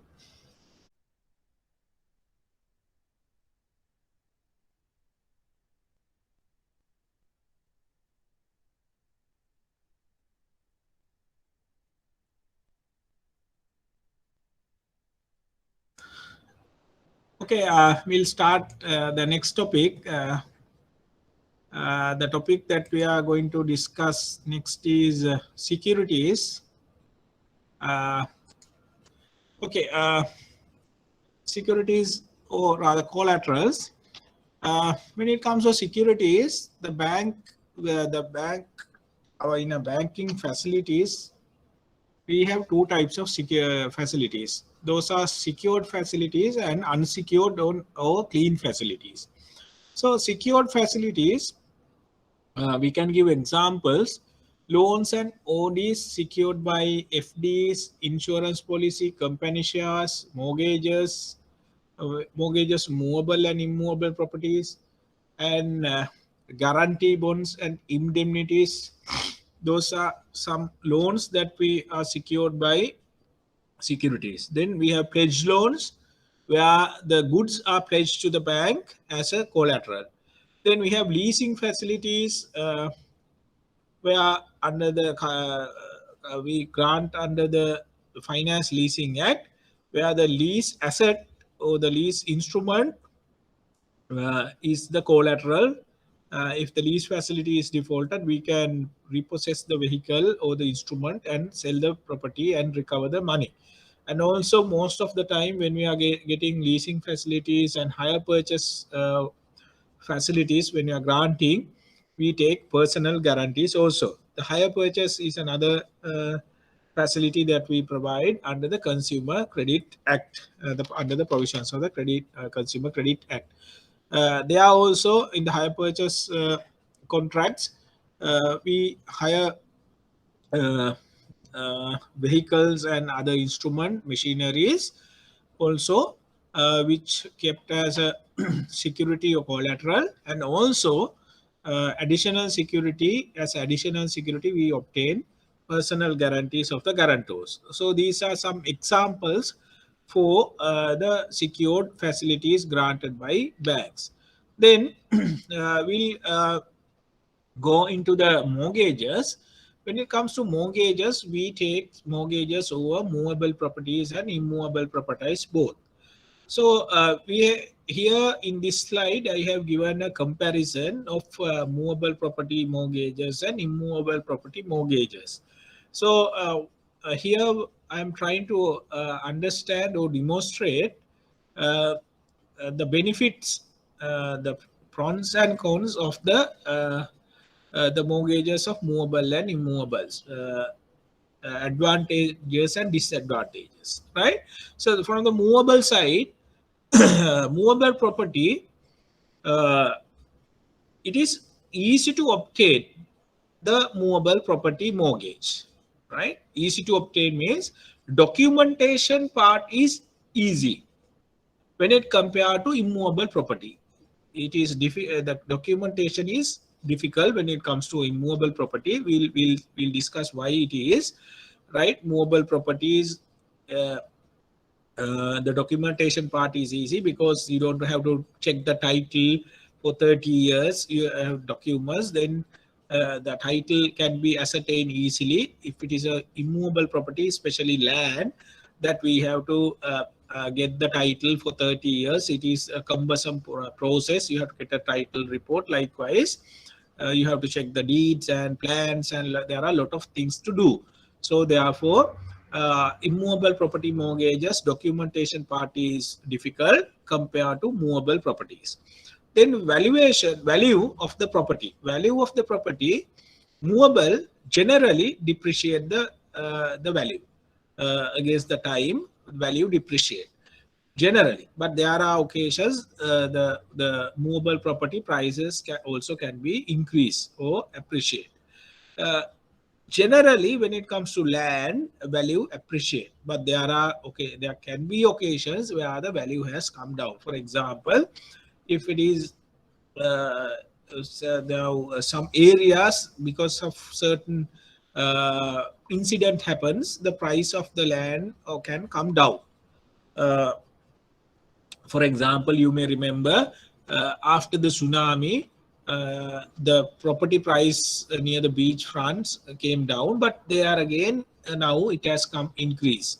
Now in a few years back in the hill country, when the landslides and the water resources issues were there, the land prices dropped down, but again it has now increased. So generally when it comes to the value of the property, immovable property value appreciate, movable property with the time depreciate. Then the easiness to locate the property. When it comes to movable properties, locate the property it could be difficult, because the property can be taken from place to place, movables, right? For example, vehicle, right? If you have a vehicle mortgage, right? If the customer is default, you know that there can be a situation where he has sold the vehicle or he has dismantled the property and sold the parts. So therefore, it is very difficult to locate at a time of the default. But when it comes to a land, it is very easy to locate if you have done your pre-lending part correctly. Then the land will be easily located, because you know the location, you know, you have visited the reports and everything, plans and everything. So therefore it is easy to locate because it can't take from place to place. Then when you compare the risk, uh, considering all above, the risk involved in a mortgage of a movable property, we can categorize as high compared to immovable property. When we compare risk of a immovable property mortgage compared to movable property, the risk is low. Then recovery process, when it comes to movable property, it has a long recovery process. For example, if it is, we say we have a uh, uh, we say just an example, we say it's a lease facility. So then what we do, if it is default, then we seize the property and we sell the property for the balance that we have to file action. So normally the vehicle price depreciate. So therefore, after 2-3 years, the vehicle may have depreciated, may have damage, and also therefore we will not be able to recover the money that we lend, invest. So therefore, we have to recover. We have to file legal action, and it's a regular procedure action, which can drag for years and years. But when it comes to movable property mortgages, you know that there are special recovery processes or procedures are there. Act number 4 of 1990 is there. So therefore, we can go for parate and recover the money quickly compared to movable property mortgage. So that is the comparison of movable property mortgages and immovable property mortgages. So then we will go to we don't want to we under this lesson that we are not going to discuss in detail of mobile property mortgage, but we are going to discuss on immovable property mortgages, that is land mortgages, right? So immovable property mortgages are governed by Mortgage uh, uh, Act number 6 of 1949. So movable and immovable both mortgages are governed by this act number 6 of 1949. It has amended several occasions with however the main act is act number 6 of 1949.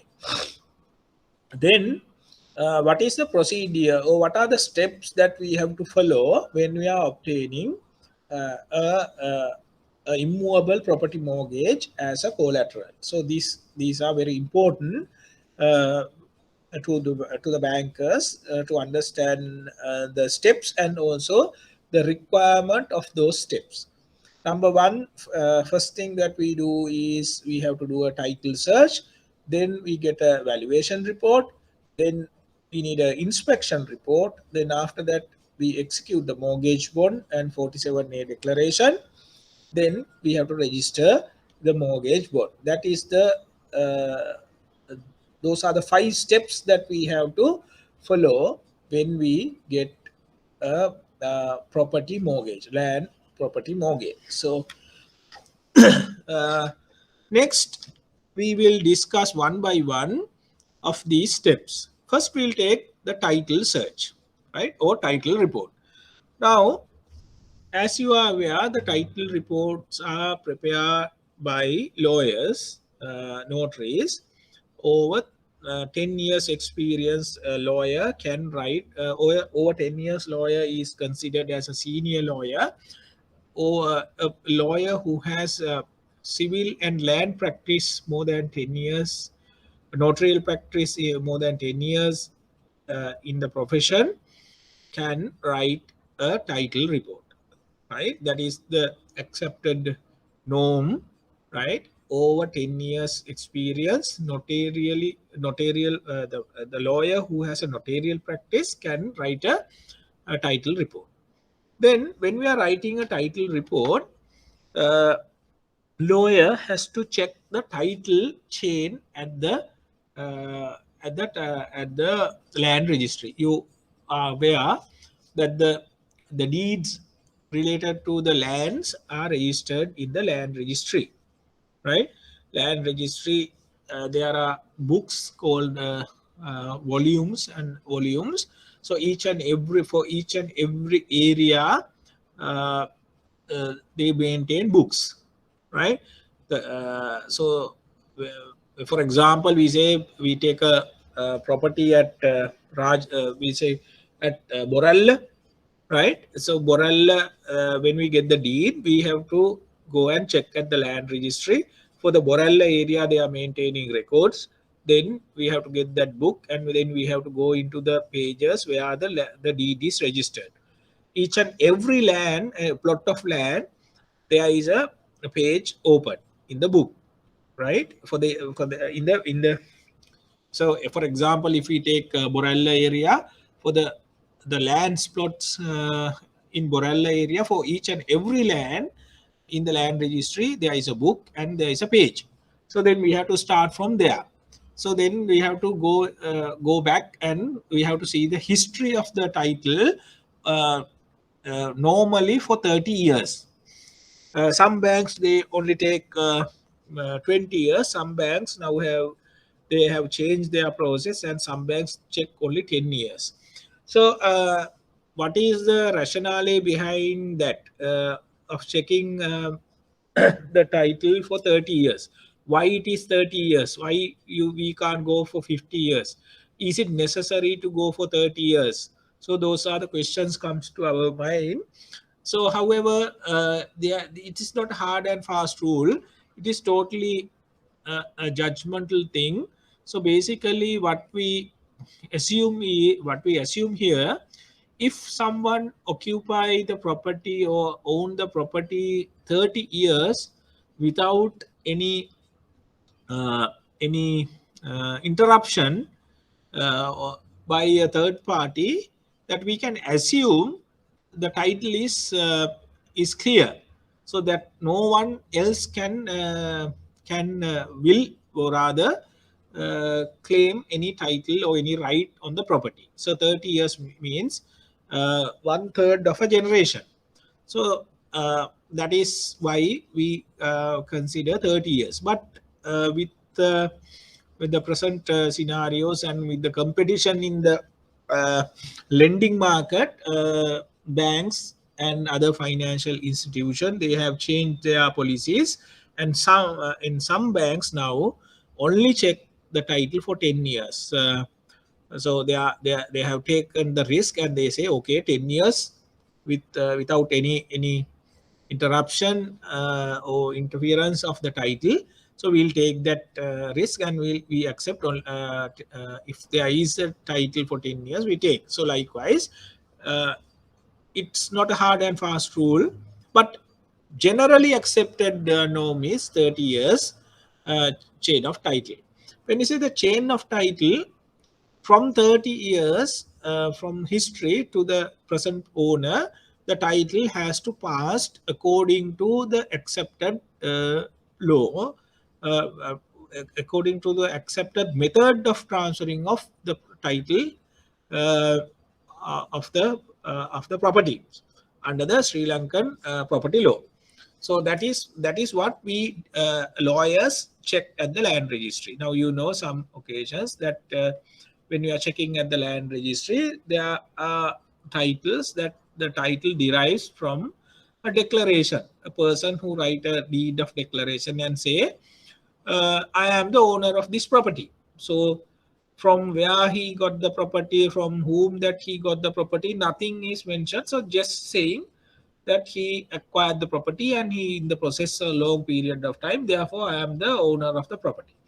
So that is actually even though that is the method of acquiring properties, legally for a loan and lending purposes, we don't accept titles like that. So basically that title can be obtained for a property by purchasing or by a gift. That's how the title can be passed. So these things that we checked at the land registry when we are preparing a title report. And also title deed, we checked at the title deed. The original title deed is necessary at the time of signing the mortgage bond. In the title deed, there are certain legal things that the lawyer has to check, especially the grant or grantee and the consideration, and schedule, whether the boundaries are correct, whether the extent is correct, whether the land is described correctly, and whether the property, the deed has been registered at the land registry in the correct folios, pages. All these things a lawyer has to observe when he's writing a title report. This preparing of title report is I would say is a job that you have to do very carefully and cautiously. So otherwise it can create a lot of legal problems. But I see bankers, because of the tension, because of the uh, tension they have from the customers, or pressure from the customers, or because of the competition, they put on a pressure on the lawyers also to do a title report quickly and get the quickly to finish. So it's very as I told you, it takes time, time consuming process, and there are a lot of things that they have to check before writing a title report. Just not just checking at the land registry and just looking at the deed. You can't write a title report. Just to understand this, I am telling, because when you see a title report, most of the time you see only one page document. Then you would think why it takes such long time to prepare a title report. So anyway, that land registry, they have to check before they write the title report. Then plans the lawyer has to check the plans also, the approved survey plans, the conditions that they have put by the local authorities, and so on. Plans also has to check by the lawyer before he write the title report. And then thereafter, if the the lawyer has to check the local authority document like ownership, non-vesting, street line certificates. Likewise, we have to obtain certain local authority certificates before we write the title report. Then the others important points that we have to observe when we are writing title report. Title extracts, we have to check 30 years, as I told you before, and there has to be a clear chain of title for 30 years. The title has to pass from the previous owner to owners to present owner as a chain without breaking the title in a legal manner. So those are requirements. And the other important points that we have to see, especially we have to see whether there is a proper right of way, road access is available to the land.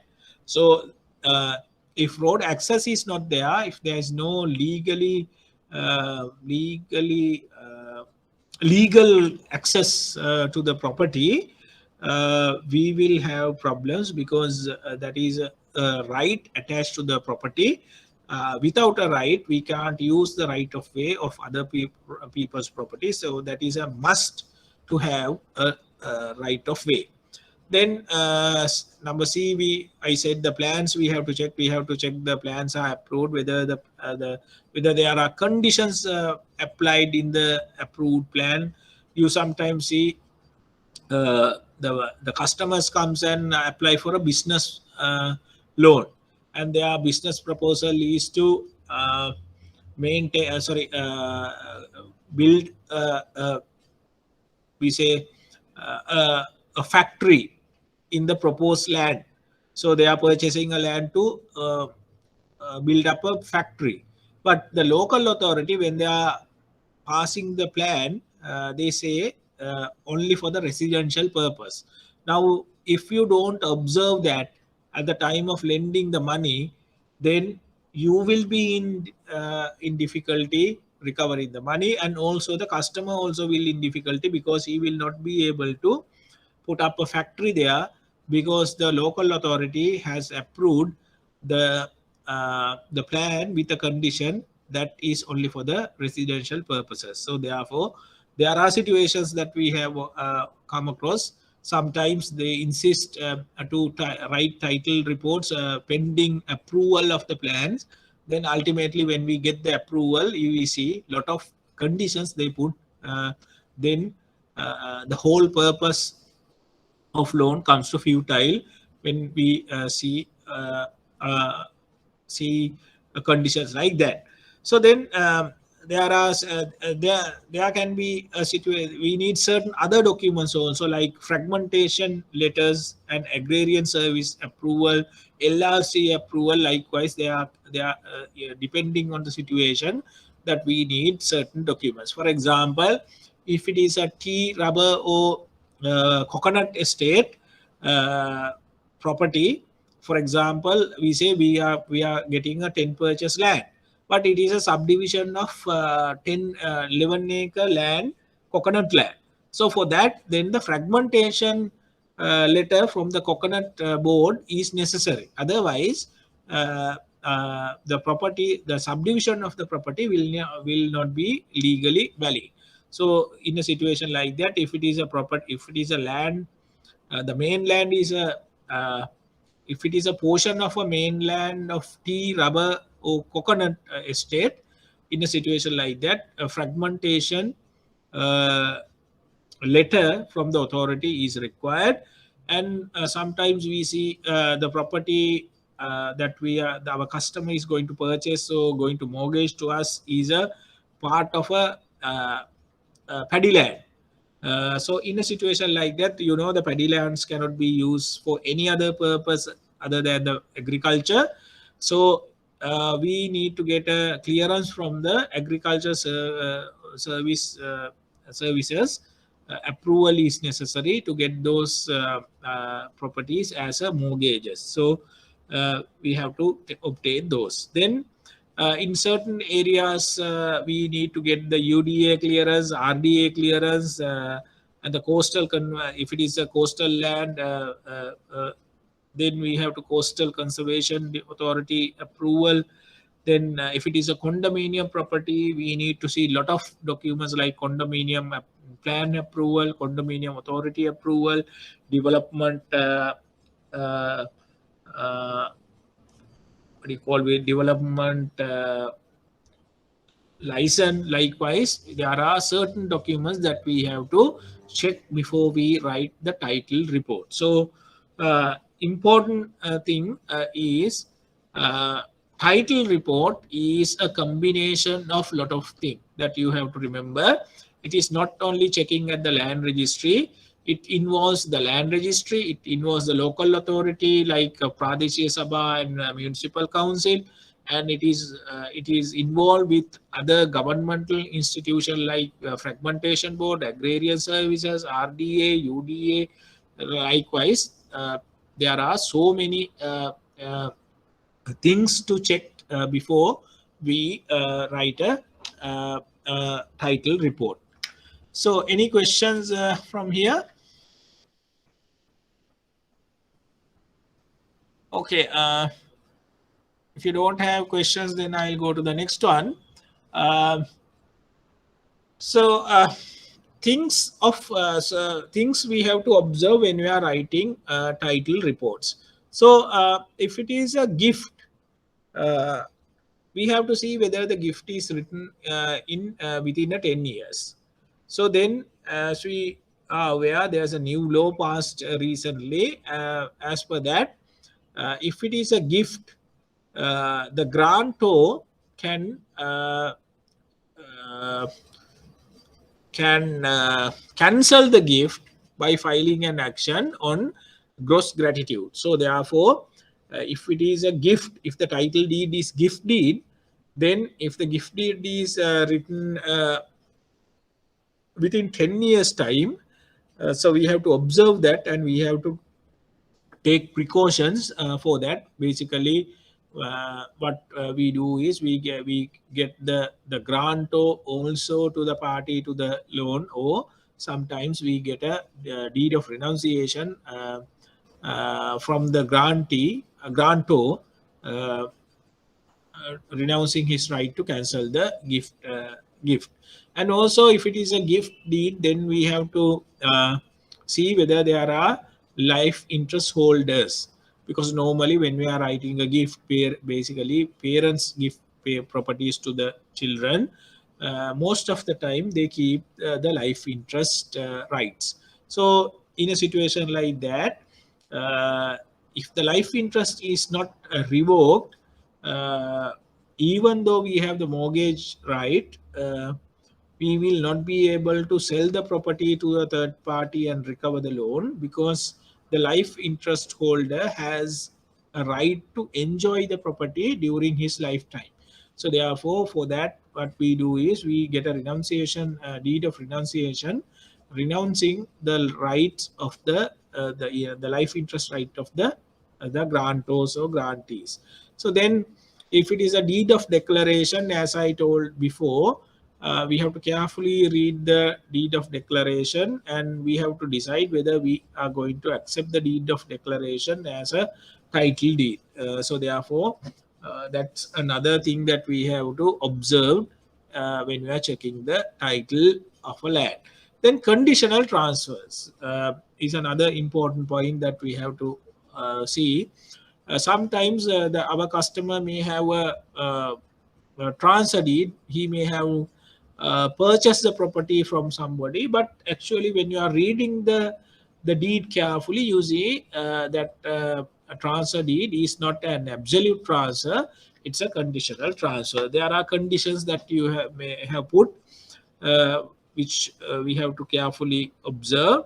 There are occasions that we have come across situation. The seller says that I am selling this property to so and so, with the condition that if I pay the money this much during 3 years time, that he has to return the property to me. So that a deed like that is called conditional transfer.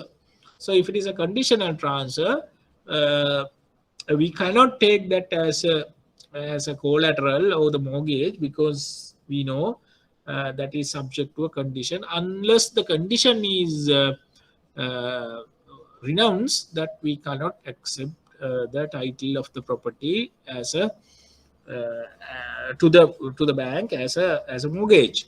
Then fourth one is crown grant and Swarna Bhumi deeds. Crown grants and Swarna Bhumi deeds are the Swarna Bhumi or Mahavali deeds. Those are the things that we have to observe. Another point that we have to observe: when the crown grant means the state grant properties to the people, citizens. So then when the state is granting the properties, giving the properties to the citizens, they put conditions. In some occasions, there can be a condition like that: the property cannot be used other than the residential purposes or agricultural purposes or something like that. So then furthermore, there can be conditions like that the property cannot be alienated or transferred or subdivided or grant to anybody else other than the family members of the grantee. Or there can be conditions that the grantee, the owner, cannot sell the property or give the property without the permission of the state. Likewise, there can be conditions in a crown grant. And Swarna Bhumi deeds also the same. There can be a lot of conditions. Subject to those conditions only, the property will be given to the owner. So therefore, if we are getting a property like that, crown grant property or a Swarna Bhumi property, we have to carefully study the deeds and see whether there are conditions, and if those conditions are not fulfilled, the bank cannot take that property as a security. Then servitude rights. Servitude rights in Sinhala we call this paravashyata. Servitude means the somebody else has a right to use the property, this subject property, as a right for his benefit. For example, now we say if you have observed this, especially in rubber state and tea states, we say some tea and rubber states are, we say, huge lands like 20-50 acres lands. So basically, when you go into these rubber states and tea states, you can see there are a lot of paths, roads going through these lands. So the villagers use those the roads or paths as their right of way. So then, if we block out or if we block the right of way or the paths or the roads in the estate, what will happen? The villagers will lose their right of way. They can't then access to their properties.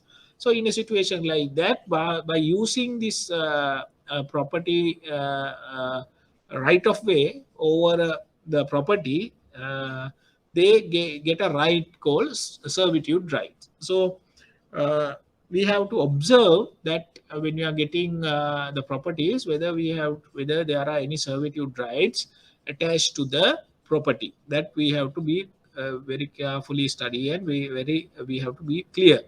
So if there are servitude rights attached to the properties, that we have to get a clearance from the GA, that is when the government divisional secretary. From the divisional secretary, this approval we have to get before we execute the mortgage of properties like that. Then the right of way is another important point that we have to see, we have to observe. As I told before, without access, without a right of way, without a road to a land, the land has no value. So therefore, before we get a mortgage over a property, we have to see whether there is a title for the land, and also whether the owner of the property has uh, a title to the right of way. So that is very important. Right of way that we have to check in the land at the on the deed and also on the plans that we have to see. And also, not only that, before we grant the loan, we have to inspect the property and we have to see physically whether this the access road is available, because there are situations that we observe, even though the plans and the deed says there is a clear access of 15 feet or 20 feet wide road, actually in the on the ground physically such right of way is not there. So therefore we have to be very careful. We have to go and inspect the property and we have to see whether there is a right of way, whether there is a road actually exists on the ground. So it is also very important. Then constructive trust and occupation and consideration. These are other principles that we have to see when you are getting a property mortgage. The constructive trust mean a person can transfer his property to another person. It's on the face of the document, it looks like it's a transfer deed. However, the beneficial ownership will not be transferred to the owner, rather the purchaser. So in other words, the purchaser holds the property on behalf of the seller. Now, for example, I say I want some financial assistance. I want a loan from a person. So what I do is when I request the loan, the other person say, okay, you write your property to me. So once you settle the money with the interest, I will rewrite the property to you. So then he is not willing to take a mortgage. So he want a transfer deed. So in a situation like that, I write a transfer deed. Actually it is a transfer deed. Even though it's look like a transfer deed, actual beneficial ownership will not transfer to the other person. That means I sell the property. After selling the property also, I am in the possession. I enjoy the possession. I enjoy the crops, and I live in the property. Likewise, I enjoy the property. I am the seller, right? I sold the property, but the other party, the purchaser, didn't take the possession and the benefit of the property. So in a situation like that, it can create a constructive trust. So that means the purchaser in future has to return the property to the previous owner. So in a situation like that, if we obtain a mortgage over such a property, that our mortgage will be null and void, then we will be face difficulties to recover our loans. Then the occupation is another important point that we have to see. Even though on the face of the documents, that is deeds and extracts and all, the title that you can see the clearly passed, and there is a clear title chain over 30 years. Everything is perfect, but when you inspect the property, that you can see actually it is not the owner is living in the property, somebody else is living in the property, and that person is claiming the ownership of the property. So he could be a trespasser, or he could be someone who claims or dispute the title of the owner, or sometimes there can be that person can be a tenant or lessee of the owner. So in a situation like that, we have to take precautions. So therefore, we have to see who is in the occupation of the property before we get the mortgage bond. Then the other point is consideration. Consideration means the value that that the purchaser pay to the seller at the time of purchase. So we sometimes see in a deed they have put a very low amount as the value of the property. Now, for example, in recently I found a deed where the market value of the property is 170 million, and the transfer deed is written only for 500,000. 170 million property worth property has sold by the seller on the face of the deed for 500,000 rupees to the purchaser. So this, when you looked at the deed, it's very clearly it's not correct, because unless there is some other transaction or some other dealing has happened. So however, the general principle is, if the consideration given by the purchaser to the seller is less than the half of the value of the property, market value of the property, the banks normally don't take that transfer deed as a valid transfer deed. So if I repeat again, if the purchaser has paid less than the half of the market value of the property on the transfer deed, so such transfer deeds banks normally won't take as a valid considered as a valid transfer deed. So therefore we don't take mortgages on such property. So consideration also very important point that we have to observe. Then the next one, stamp duty. Whether the customer has paid the stamp duty correct amount, a purchaser has paid the stamp duty correct amount to the government, and whether they have obtained the stamp duty opinion, whether they have registered the deed properly, that we have to observe before we get the mortgage bond. Then undivided portions of the land and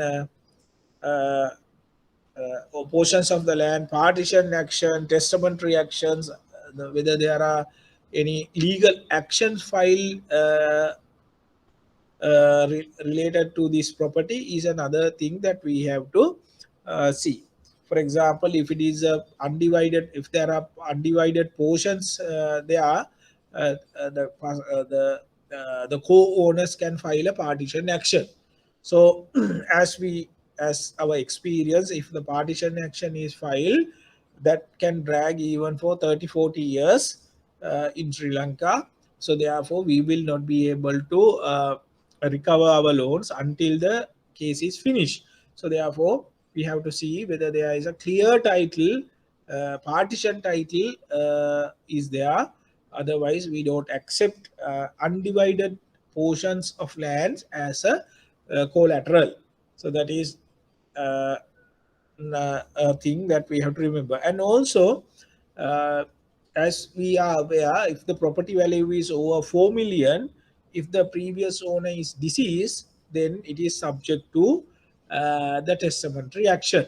So if sometimes we see customers, the legal heirs of the deceased person, they, without going for a testamentary action, they write the deeds in their name. So such deeds, without going for a testamentary actions, normally the banks won't accept as a collateral, because there's a procedural error in the title. So therefore testamentary action, whether they have filed a testamentary action or whether there are pending testamentary actions in courts, those are material facts that we have to observe before we get a property mortgage over a land. Okay, any questions up to now?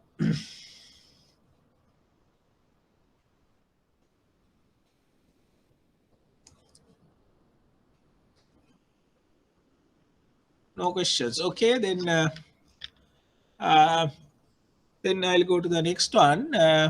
Things to consider when we are getting a mortgage, that is a we have to see after checking the title if the title is okay, if other documents are available, and if we are sure that we can take the property as a uh, collateral, as a mortgage. There are things then we have to consider when we are taking the property as a collateral from the business angle, right? So basically we have to see uh, whether we are getting the property as a primary mortgage or secondary mortgage. Primary mortgage means if you are the primary mortgage holder, uh, you have the primary rights. Your right as a mortgagor to the property is will supersede every other rights of the other mortgagors. So sometimes we get a property which is already mortgaged to some other bank or some other person or some other business, a company. So in a situation like that, still we can get a mortgage, but our mortgage will be a secondary mortgage. Secondary treasury, likewise, it can be a mortgage uh, which is subject to a previous mortgage. So in a situation like that, remember, our position is secondary, our rights are secondary, the previous owner get the primary right. So whatever, if our loan is default, first of all, if we sell the property, first of all we have to settle the primary mortgage holder, then the balance only that we can claim. So that is a very important point that we have to consider when we are getting a mortgage, whether we are getting a primary mortgage or whether we are getting a secondary mortgage. Then uh, concurrent mortgages means sometimes the customer asks uh, uh, a loan facility from several banks. So then the banks get together and provide the loan facility, because sometimes because of the loan facility, the amount is very high. Like we say, one customer wants a 5 billion loan facility, 5 billion. So it's a big amount. So the one bank will not happy to bear such a risk. So what he informed the customer, no, we can't provide you uh, 5 billion loan. We can provide you 1 billion. But then the customer has only one property which is worth, we say, 6 billion or 10 billion worth property. So then what will happen if we mortgage the property to one bank for 1 billion? He will not be able to raise the other 4 billion rupees because the primary rights goes to the one bank. So therefore, what he can do, he can offer this property as a collateral for several banks and agree with those banks to have a concurrent mortgage. So therefore, what happened then? The 5 banks get together and they provide the loan facility. Each bank say 1 billion.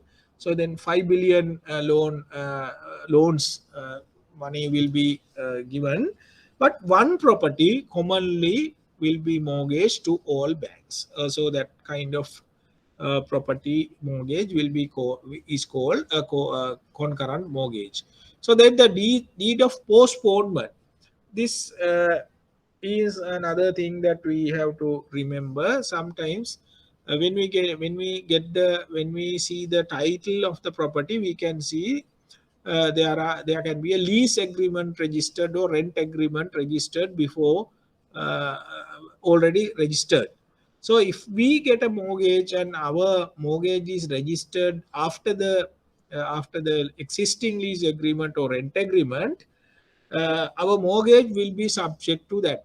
So subject to that lease agreement or rent agreement. So the lease agreement or rent agreement get the priority. So therefore, what we can do, we can execute a document called deed of postponement. So by executing the deed of postponement, already registered lease or rent or whatever the documents already registered, the priority will be postponed.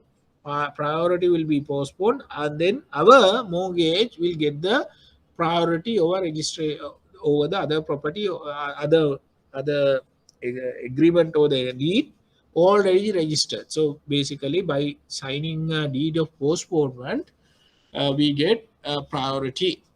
Then the fourth documents that you have to remember is priority notice. The priority notice is a document that we register at the land registry. So for example, now we say customer offer a property to mortgage to the bank, and we have to check the title. And when we are checking the title, sometimes it takes time. Sometimes it could take more than 3-4 months, weeks, right? 3-4 weeks.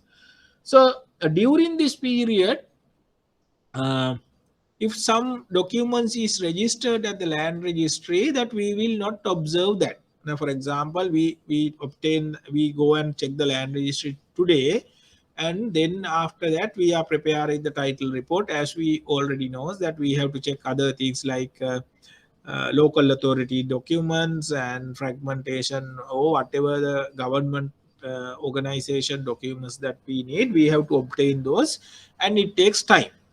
So by the time that we write the title report, it could lapse, say, 2-3 weeks from the date that we checked at the land registry. So during this period, 3 weeks period, a document or deeds can be registered at the land registry pertaining to the land. So even the customer can sell the property to somebody, or give the property, or give the part of the property. Likewise, there can be instrument registered in the land registry.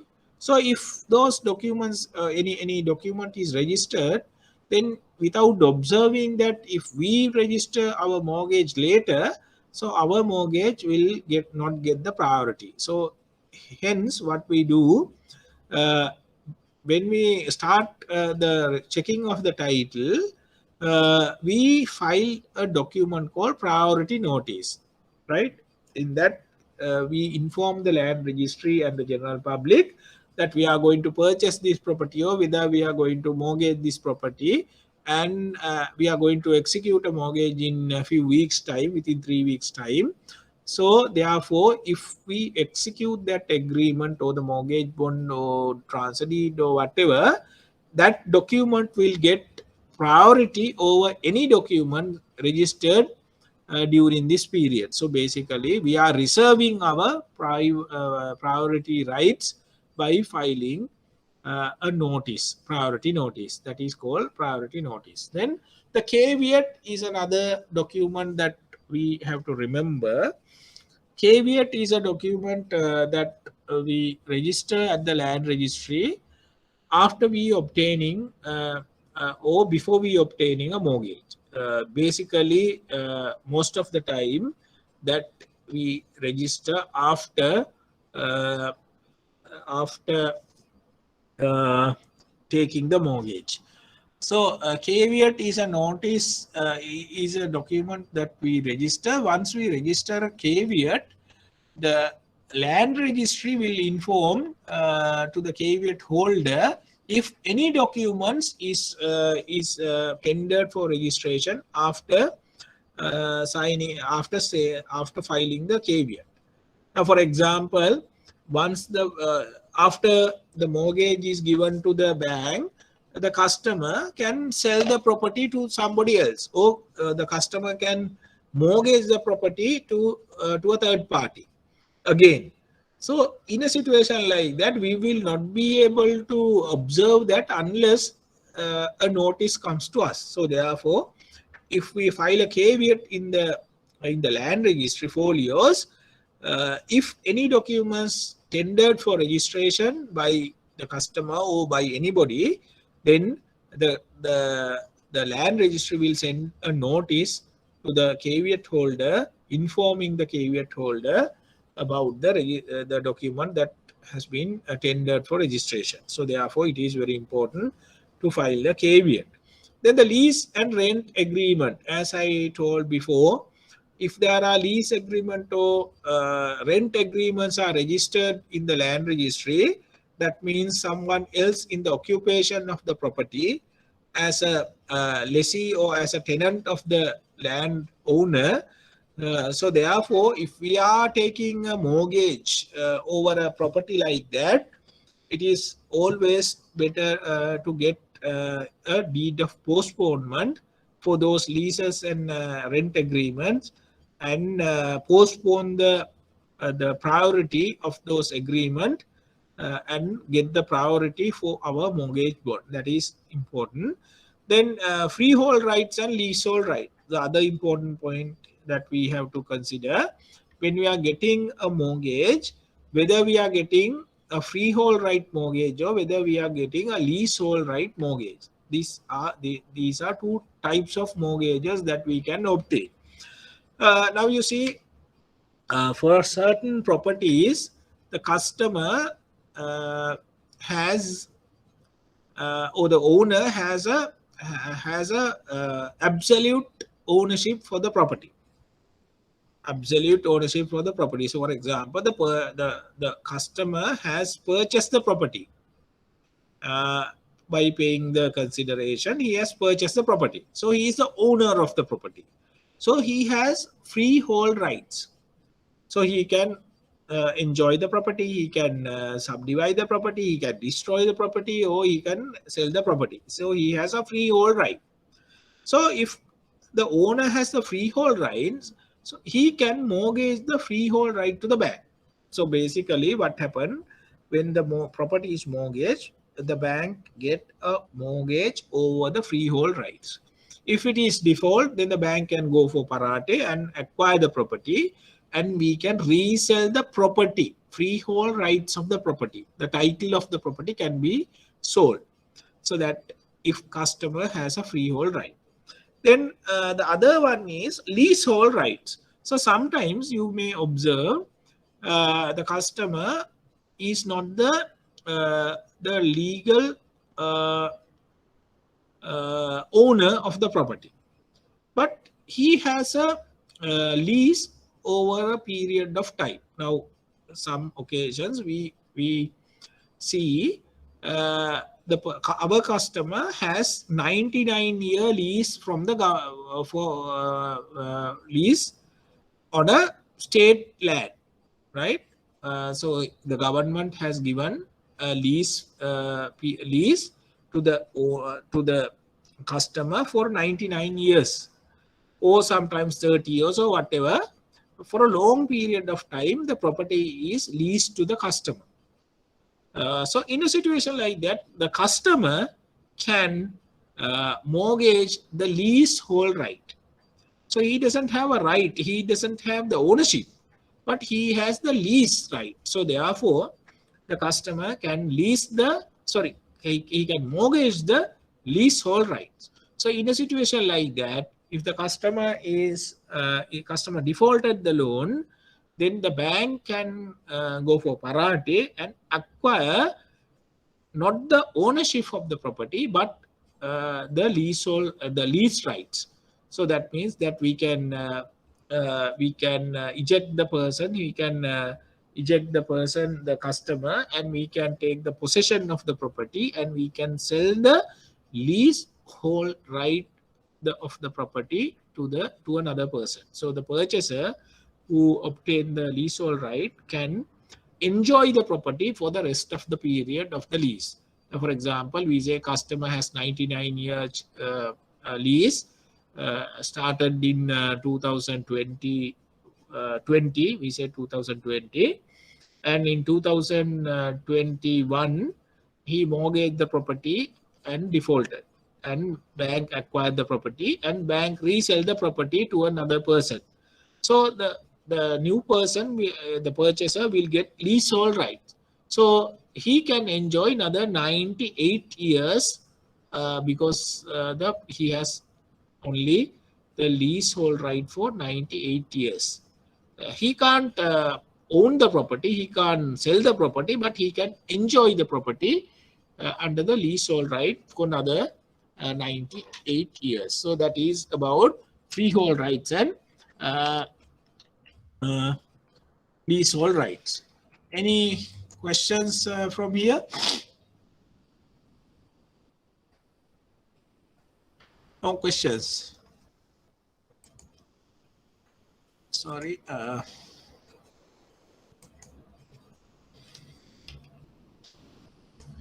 Okay, then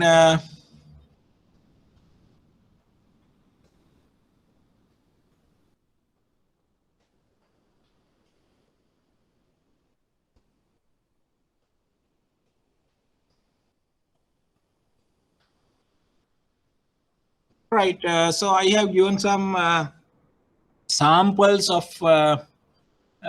samples for your knowledge purpose. The first one here, I have given a picture of a deed. Deed, and you can see it has a number, the lawyer's name is there, and there is a seal that you can see that has been registered at the land registry. So the seller's name is there, owner's name is there, sorry, purchaser's name is there. This is a picture of the first page of a deed. So then the next one, this is called Himikam Sahatikaya, or we called it ownership certificate. In certain areas of the country, under the registration of title, instead of the deed, title deed, now the government has issued title certificates. So this is a picture of a title certificate. In future, no one will have a title deed. Instead of that, we will have a certificate like this for the property.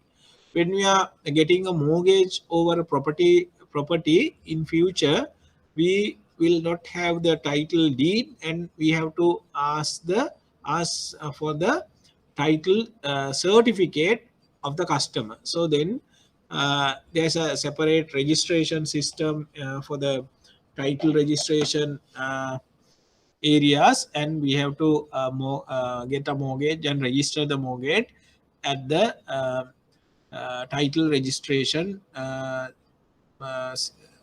folios. We have to register the mortgage. This is called BIMSAVIA. That's the name that given for this project, and some referred as a BIMSAVIA certificate also. However, in going forward, once the title certificate is issued, then thereafter the title deed will not valid, only the title certificate will be valid.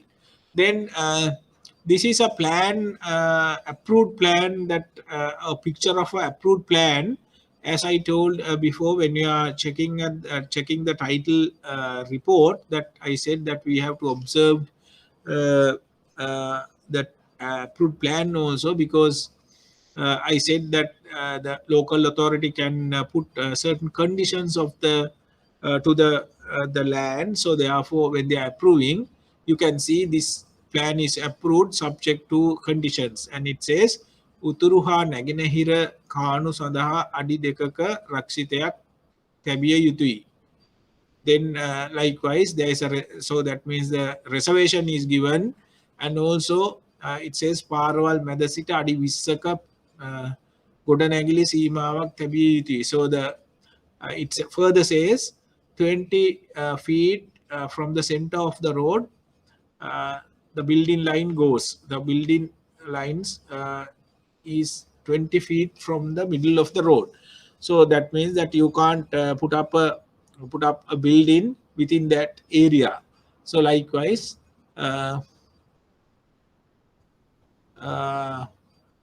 පවත්නා ගොඩනැගිලි මෙම අනුමැතියට යටත් නොවේ. So that means existing buildings are not subject to these conditions. Likewise, so there can be conditions. So we have to observe whether there are conditions like that before we get the approval, get the mortgage bond. Then this is a new plan which is called cadastral map. This is issued under the BIM surveyor or title registration certificate registration process. So they are you will not have deeds like this, the deed plan like this. Then we will have in future plans like this is called cadastral map.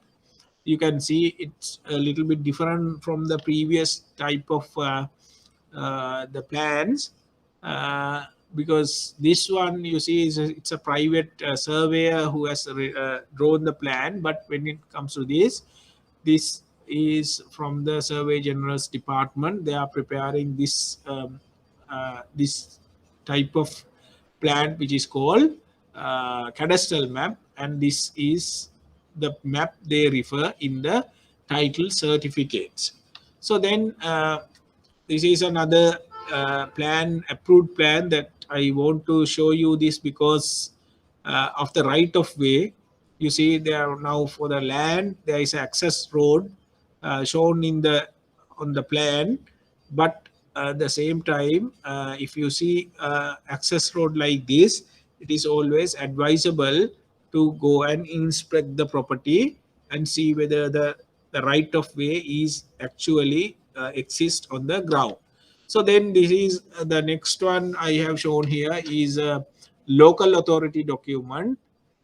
It's the certificate of street line certificate and building line certificate issued by Kasbah Municipal Council. So we have to obtain a certificate authorities, local authority certificates like this for the mortgages that we take.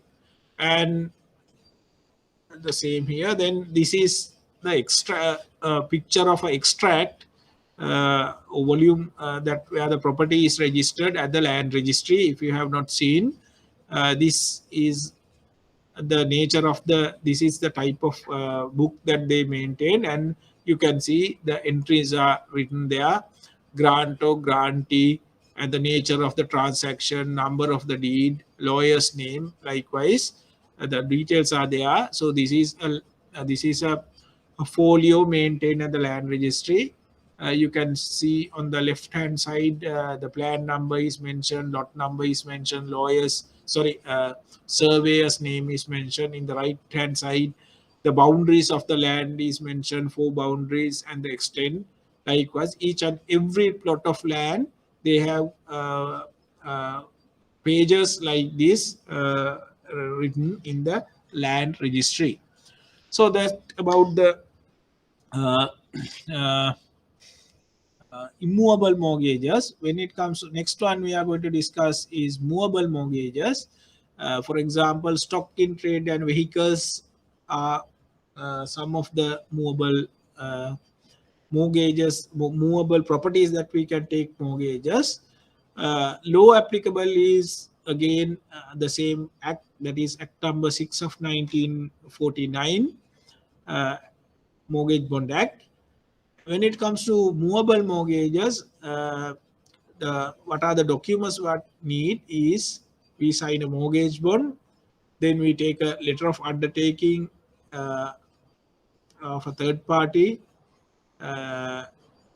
and then we register the mortgage bond at the land registry, and also at the if it is a vehicle, that we have to register that in the RMV also. So if it is a stock mortgage, then we register the mortgage bond at the land registry, and also we take an undertaking letter from a third party if the property stock is in a third party property. So that's how the mortgages for movable property are obtained. Then the types of mortgages, as we discussed before, there are several types of mortgages. That is primary mortgage, secondary mortgage, there can be a treasury mortgage, so on. And also if it is a syndicate loan, and common that property can be taken as a common security. Syndicate loan means a few banks get together or financial institution get together and grant a loan to a one customer by mortgaging a common property as a security for all lenders for in on behalf of all lenders. So that type of loan is called syndicate loan, and the security is called common security or a common mortgage. That is about the types of mortgages. Then again, another security that we can obtain is a life insurance. We can take as a collateral. Life insurance policies can be assigned as a collateral. So the loan amount should be anyway less than the policy value. So otherwise we will not be able to recover the loan. So we can't grant more than the policy value. Then the insurance policy, the original one has to be kept under lien with the bank. We have to get the original insurance policy into our hand. Then we have to obtain a letter of set off from the customer because in case that the money paid to the customer's account, we have to recover that by setting off the dues of the customer from his account. So therefore we get a letter of set off. And also very important, we have to get a undertaking letter from the insurance company if undertaking to pay the bank when we demand the insurance from the insurance company. That is also very important. And if default, the bank will demand the insurance policy from the insurance company, and the insurance company will pay the money directly to the bank on the basis or on the undertaking letter given by the insurance company. So that is how we can obtain a life insurance policy as a collateral. So then shares of a company also can be used as a collateral. We can get a mortgage over a shares, but there's a risk involved in this collateral because the value of the share can be fluctuate on the market condition. So the share value can be changed daily. So therefore the risk is high. The value can be fluctuate, can go up and down. So and should be therefore the bank should have a mechanism to review the market value of the share. So basically, since it is daily, it can be changed daily. The bank, if we are getting a mortgage, we should have a mechanism to observe the market, the value of the shares in the market. So and we are lending money. There is another important point that we have to remember. Normally we lend only the 50% of the total share value. For example, we say customer has 100 million worth of shares in a company and he apply for a loan. The maximum loan amount that the bank can offer normally 50% of the share value. That means 50 million only that the bank will provide for the value share value of 100 million because of the high risk and the share value can be can go up and down both during a short period of time. So that is the reason for that. So what is the process? Then the bank will shares of a listed company can be obtained as a security. So then in a situation like that, tripartite agreement will be signed between the bank and the shareholder, that is the customer, and the stockbroker. As we are aware, the shares of the shares can be traded by the stockbroker. So therefore, we have to sign this tripartite agreement. Bank as the lender, shareholder, that is the customer and the borrower, and the stockbroker to sell the stocks, that means the shares, when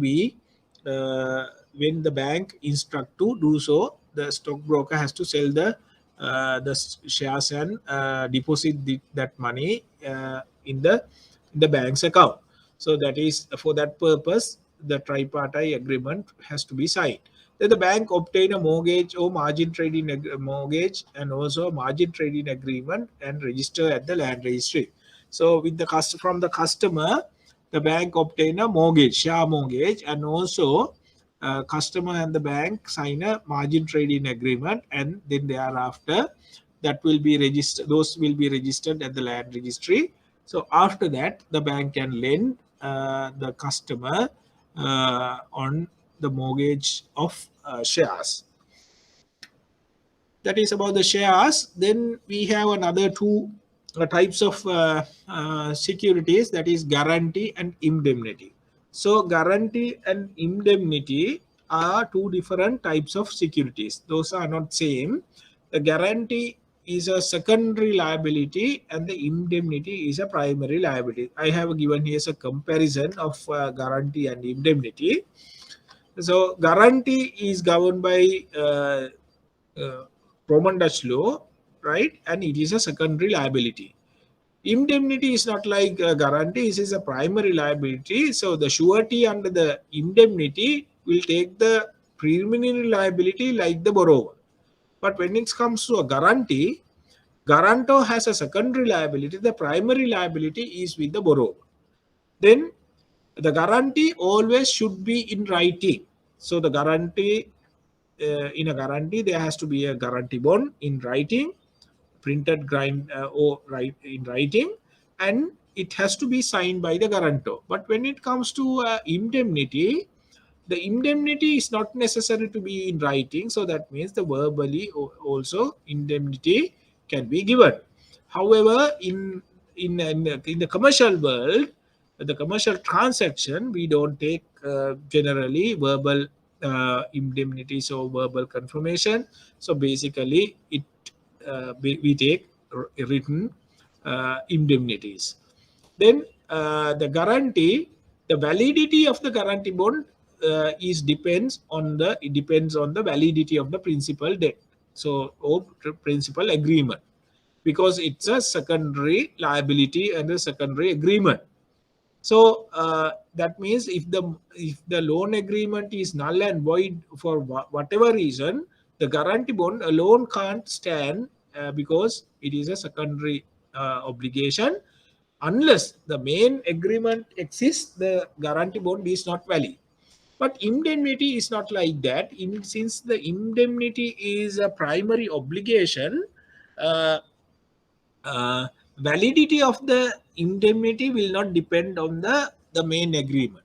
So even though the loan agreement is not valid for whatever reason, the indemnity alone can stand, and the lender, that's a bank, can file action on the indemnity against the surety. So that is another important point when it comes to indemnity. So that is a comparison of guarantee and indemnity.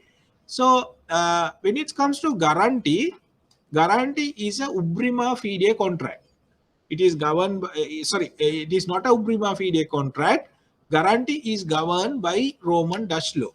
In Sri Lanka, the guarantees are governed by Roman Dutch law. However, it is not a ubrima fide contract. Ubrima fide contract means that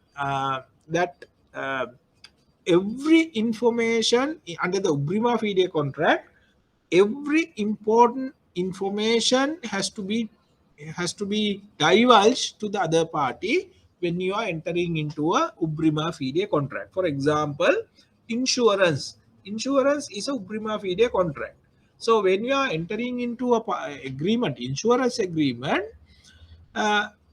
we have to inform all the necessary information to the other party. So that's why when we are obtaining an insurance policy, you may have observed they ask 100 questions or more questions. So we have to answer all those questions, or otherwise it will not a valid insurance policy. So, but however, guarantee bond is not like that. Guarantee bond is not a ubrima fide contract. So therefore, it is not necessary to inform each and every information to the guarantor. However, the bank has no, even though bank has no obligation to disclose all information to the guarantor, some information the bank has to inform the guarantor. So that is very important. There is a case, Hamilton versus Western. In that case, the court decided the bank has no obligation to disclose everything to the guarantor, but should disclose unusual and unexpected features of the customer. So that is an important point that decided. We as a bank, when we are getting guarantee bonds from the guarantors, third party guarantors, if there are unusual information of the borrower, that we have to inform the guarantors. For example, we know that we are rescheduling sometimes the facilities. When we are rescheduling facilities, we ask the customer to bring guarantors. Then in a situation like that, since the borrower is already a defaulter, we have an obligation to inform the guarantor the real situation of the borrower, and if he willing to sign the guarantee bond, then only we can get the guarantee bond. So otherwise the guarantor can challenge the validity of the guarantee in one day in courts if we have not informed the guarantor the unusual and unexpected features of the customer at the time of signing the guarantee bond. So that is about the securities. So with that, I have concluded the topics that I have to cover. Basically, I have covered everything now. So I thought that I have to go for another weeks, but so I have since I finished the entire thing, I can finish my lectures from today. So anything else that you want to discuss? Dilshani? No, sir. I think everything's fine. Right. Okay. So then I will try to share a paper, a previous year paper. I will, with the permission of the institution, if they permit. So I ask them to share a past paper with you, so then you can have an idea on that. So then you can get ready for the exam. So same type of questions that we'll ask. So then you can get ready. So thank you very much for the participation. So with this, I will wrap up my lessons. I have covered everything. So nothing beyond what we discussed that will come for your exam. So all the questions will come from the areas that we have covered. So don't worry about that. So, and also from whatever the things that you learn, that you will be easily score. But again, I'm telling you that you have to work a little bit hard. You have to do your own researches also, and use these materials as a guideline for your studies, and get ready for the exam. Thank you and all the best then. So this is our final lecture today then. We will not have lectures next week. All the best. Thank you very much.